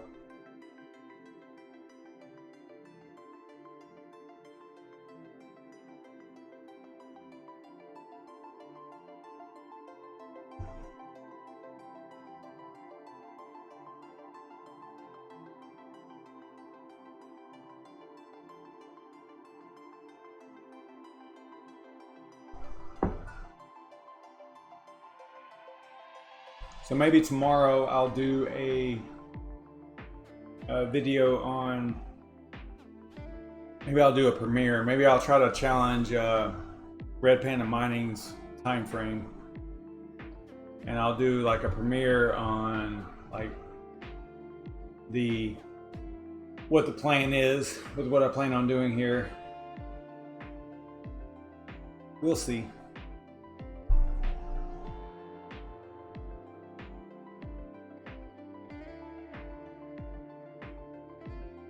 Yeah, I had what's kind of weird is right here. So like if you went on the kitchen side, on the other side of this wall was the kitchen. And so it was actually cut off like right here. And this was all open space on the other side. And you had to, I had to actually run the cables through this one little section right here down into the closet, because this right here was open on the other side of this. Let me see if I can find a picture of that.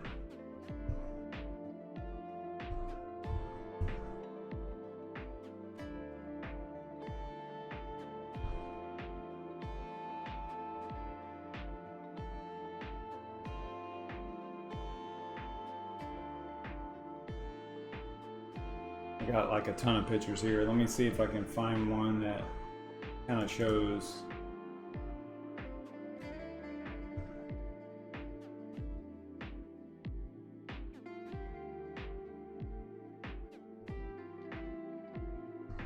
You know, like here's a pretty decent picture of kind of what it looked like at the end, but it really, again, this is kind of old stuff. You know, this is many years ago. It's got a PS3 in here, and you know, like a really old cable box and stuff. But you can see down here at the bottom, you can see the computer down there at the bottom. So, you know, that's where the computer was, which was really neat. I mean, having everything in here, and there were no cables or anything visible in any other rooms that had TVs. It was just a TV on the wall, and that was it. And you had like the remote control, and you could control everything and switch. Like you could show with this little HDMI matrix right here, you could actually show the computer display on any room in the house, on any TV in the house. You could play PS3 on any table, on any TV in the house. You know, cable TV, all that stuff on any.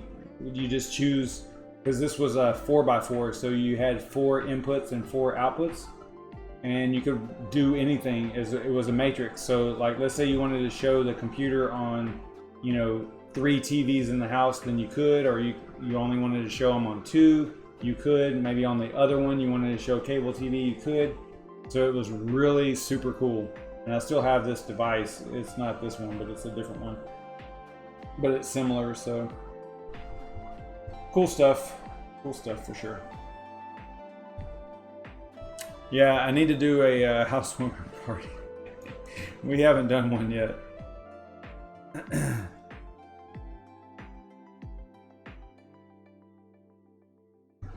So this was like how I had to cut into the wall, and this is in the top left-hand corner of this closet, right? So like up here in the top left-hand corner, that's what this is looking at right here. All the different cables coming in.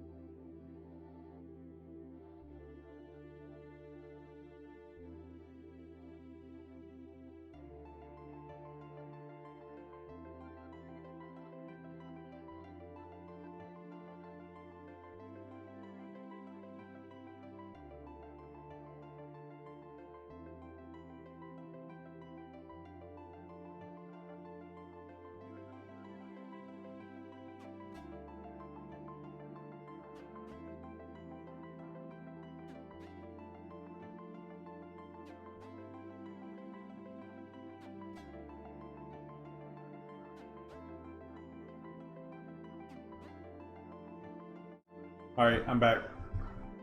So let's see here. Yeah, so that's the top left of the cabinet, or the component closet. So I'm going to do something similar in the new place.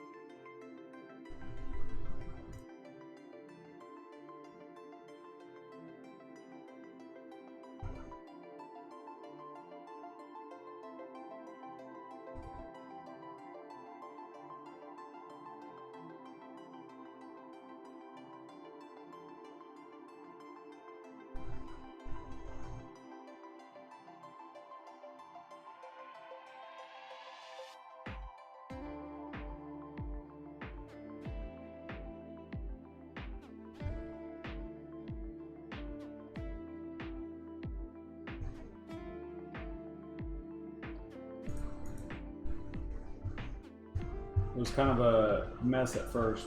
I was trying to do the speakers and all that stuff because I had in-ceiling speakers that look like this.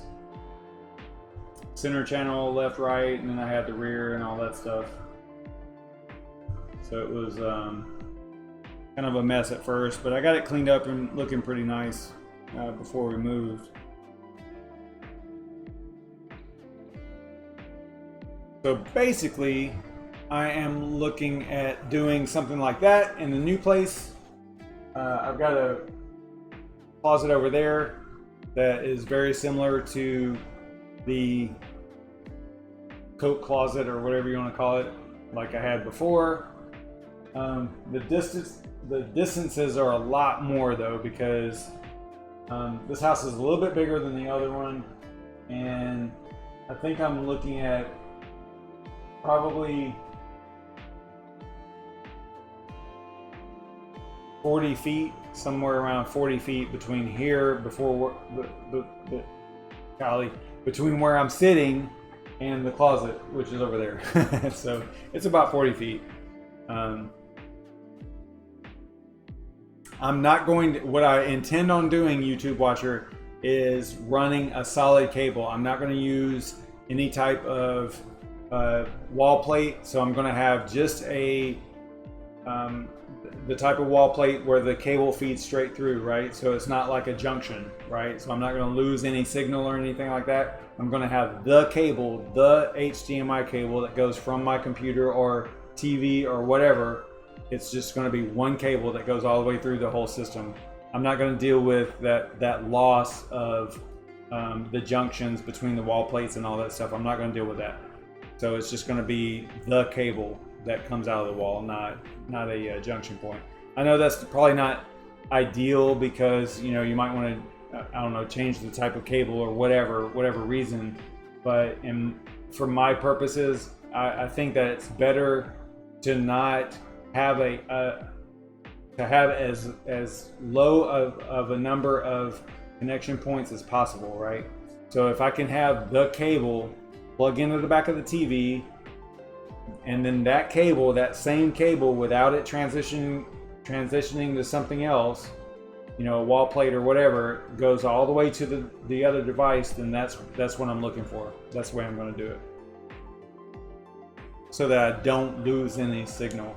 Now, I don't have like a high-end system. I don't have high-end TVs or none of that stuff, but I don't want it to be like a really shitty picture either. You know, I want it to be as good as it can be. So that's kind of what I'm looking at.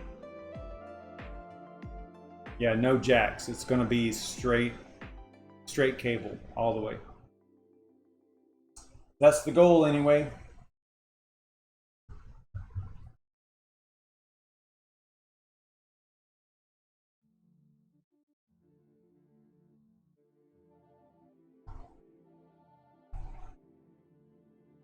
Yeah, I think that maybe that's what they call it, a scoop plate. I don't know if that's what they call it or not. But basically, the cable just comes straight out of the wall. I actually have, let me see. I think I have some pictures on that.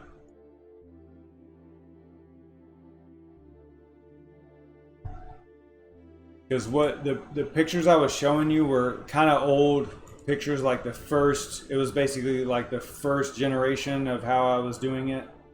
And I got a little smarter with it after time went on, you know, and I started doing like straight cable stuff like this. So instead of having a jack there, you know, it just has the cable coming out of the wall. So see how clean that is? No cables at all. Everything is in the wall. Super cool.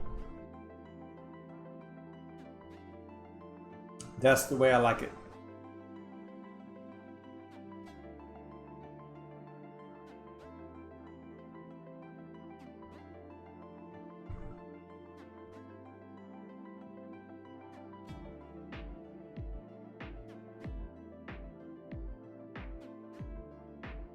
Yeah, as time went on, I got a little bit smarter with it, you know, the way I was doing it.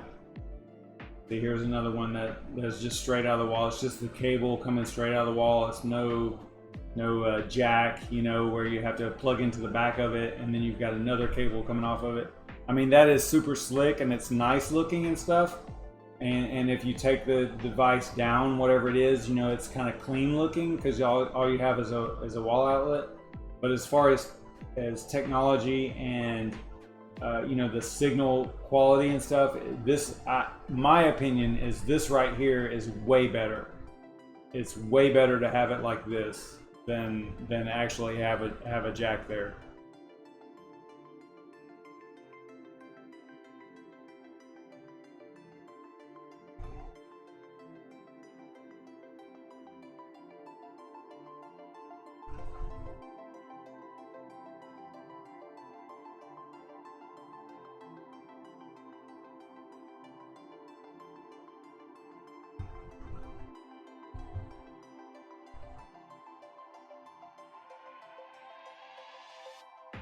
Yeah, super clean. That's what I'm looking for is for it to be really clean looking.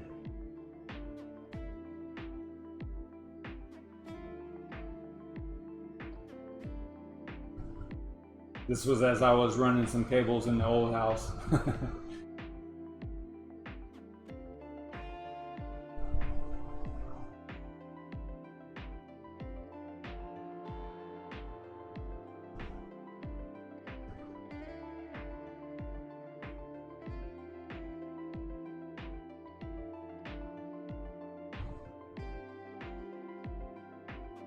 Yeah, I kind of plan on that, YouTube watcher. I want to do like you know, the ambient lights like you're talking about around the back of the TVs and stuff. I think that's kind of a cool thing too. I'll probably do that on this one, on this install.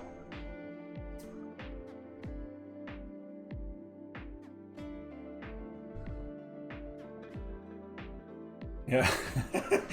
Housewarming party sponsored by Fireball for sure. Let's do it.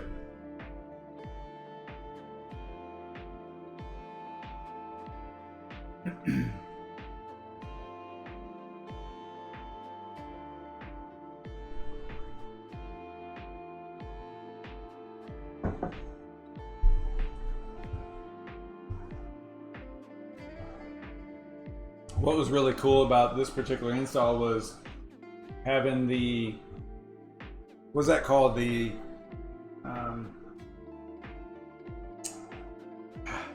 I'm gonna forget the name of it. The optical audio, and that goes into the receiver, right? So like basically the way that it worked in the old place was anything that was playing through the TV, I could play through the speakers, the in-ceiling speakers, through the receiver, right? So if the receiver was on and I had the right input, then I could actually hear, like let's say it was the computer or the PS4 or the Roku or whatever, you know, then it was actually able to play through the speaker system in the ceiling. So that was kind of nice.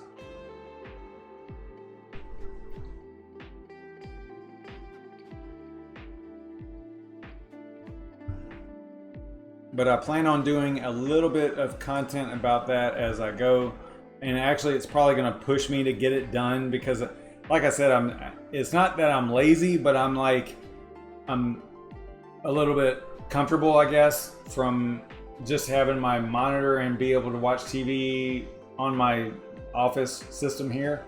I just don't even,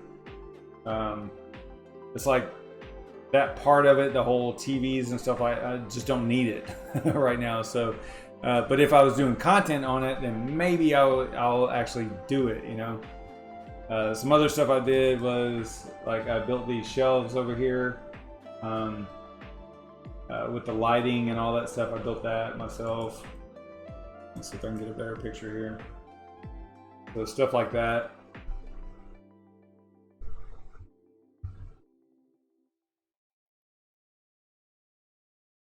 But that was in the old house, so we don't have anything like that here.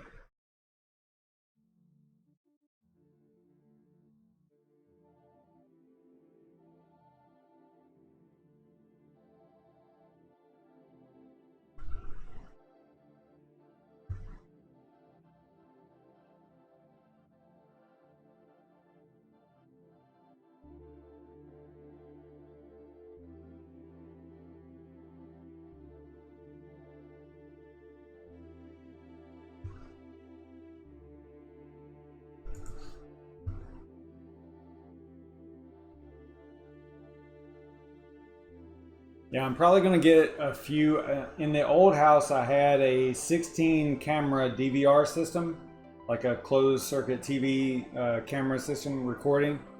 But it was really poor quality. Like the cameras were, it was not like high end whenever I bought it.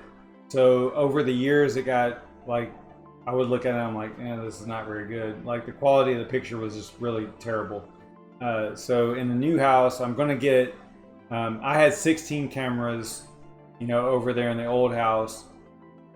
Over the years, some of them went bad and I just never replaced them. So I think I ended up with maybe 12 or 13 or something. But here in the new place, I'm probably going to get some newer type cameras, better quality and all that stuff. So probably nowhere near as many as 16. I think I counted up the other day.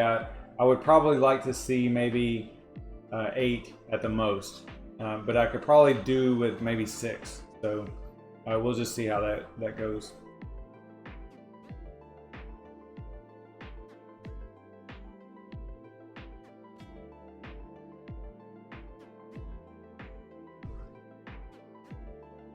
So most likely I will be doing some content on that type of install. I was actually going to start that tonight. I just never got around to doing an actual video on it.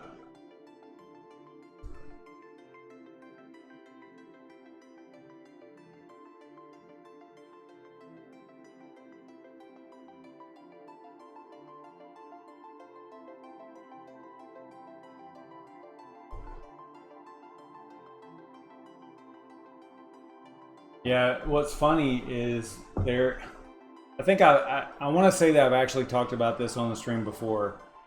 You know, I dig technology, right? I'm in it. I do it. I live it. I like technology. I think that the whole home automation, I actually had a side business of doing structured wiring and you know, home automation type stuff way back in like 1998, 1997, 1998, 1999. Around in that time, I was literally 20 years ahead of where the mindset and the sentiment of home buyers was at, right? So I was way ahead. I was way too early, way too early. So it never really went anywhere, right? Because like I would talk about, oh, you know, you could run a Cat 5 at the time, a Cat 5 cable to each room, you know, one to your kitchen, one to your bathroom, you know, whatever, right? And people would look at me like I had 3 freaking heads, right? Because they didn't understand like how things were going. Now, obviously, since then it's transitioned to wireless mostly, right? But I mean, that wired connection is always really good. But anyway, so you know, I was way ahead, way early, way ahead, and it never really, you know, went anywhere. I forgot where I was going with this. Automation, home automation, wiring. Oh, the whole Amazon thing. So with the new house, with new houses where I'm at, they actually come with an Amazon. It's something I struggle with, but they come with an Amazon Alexa install. Like they'll come and they'll introduce you to all the features and technology around Amazon Alexa, and they'll install it and all that stuff, right? So that's what the house kind of comes with. And I haven't even scheduled that like appointment or whatever yet because you know, it's one of the things that I really struggle with. I love the technology. I love home automation. I love the things with like walking down a hallway and having the lights come on as you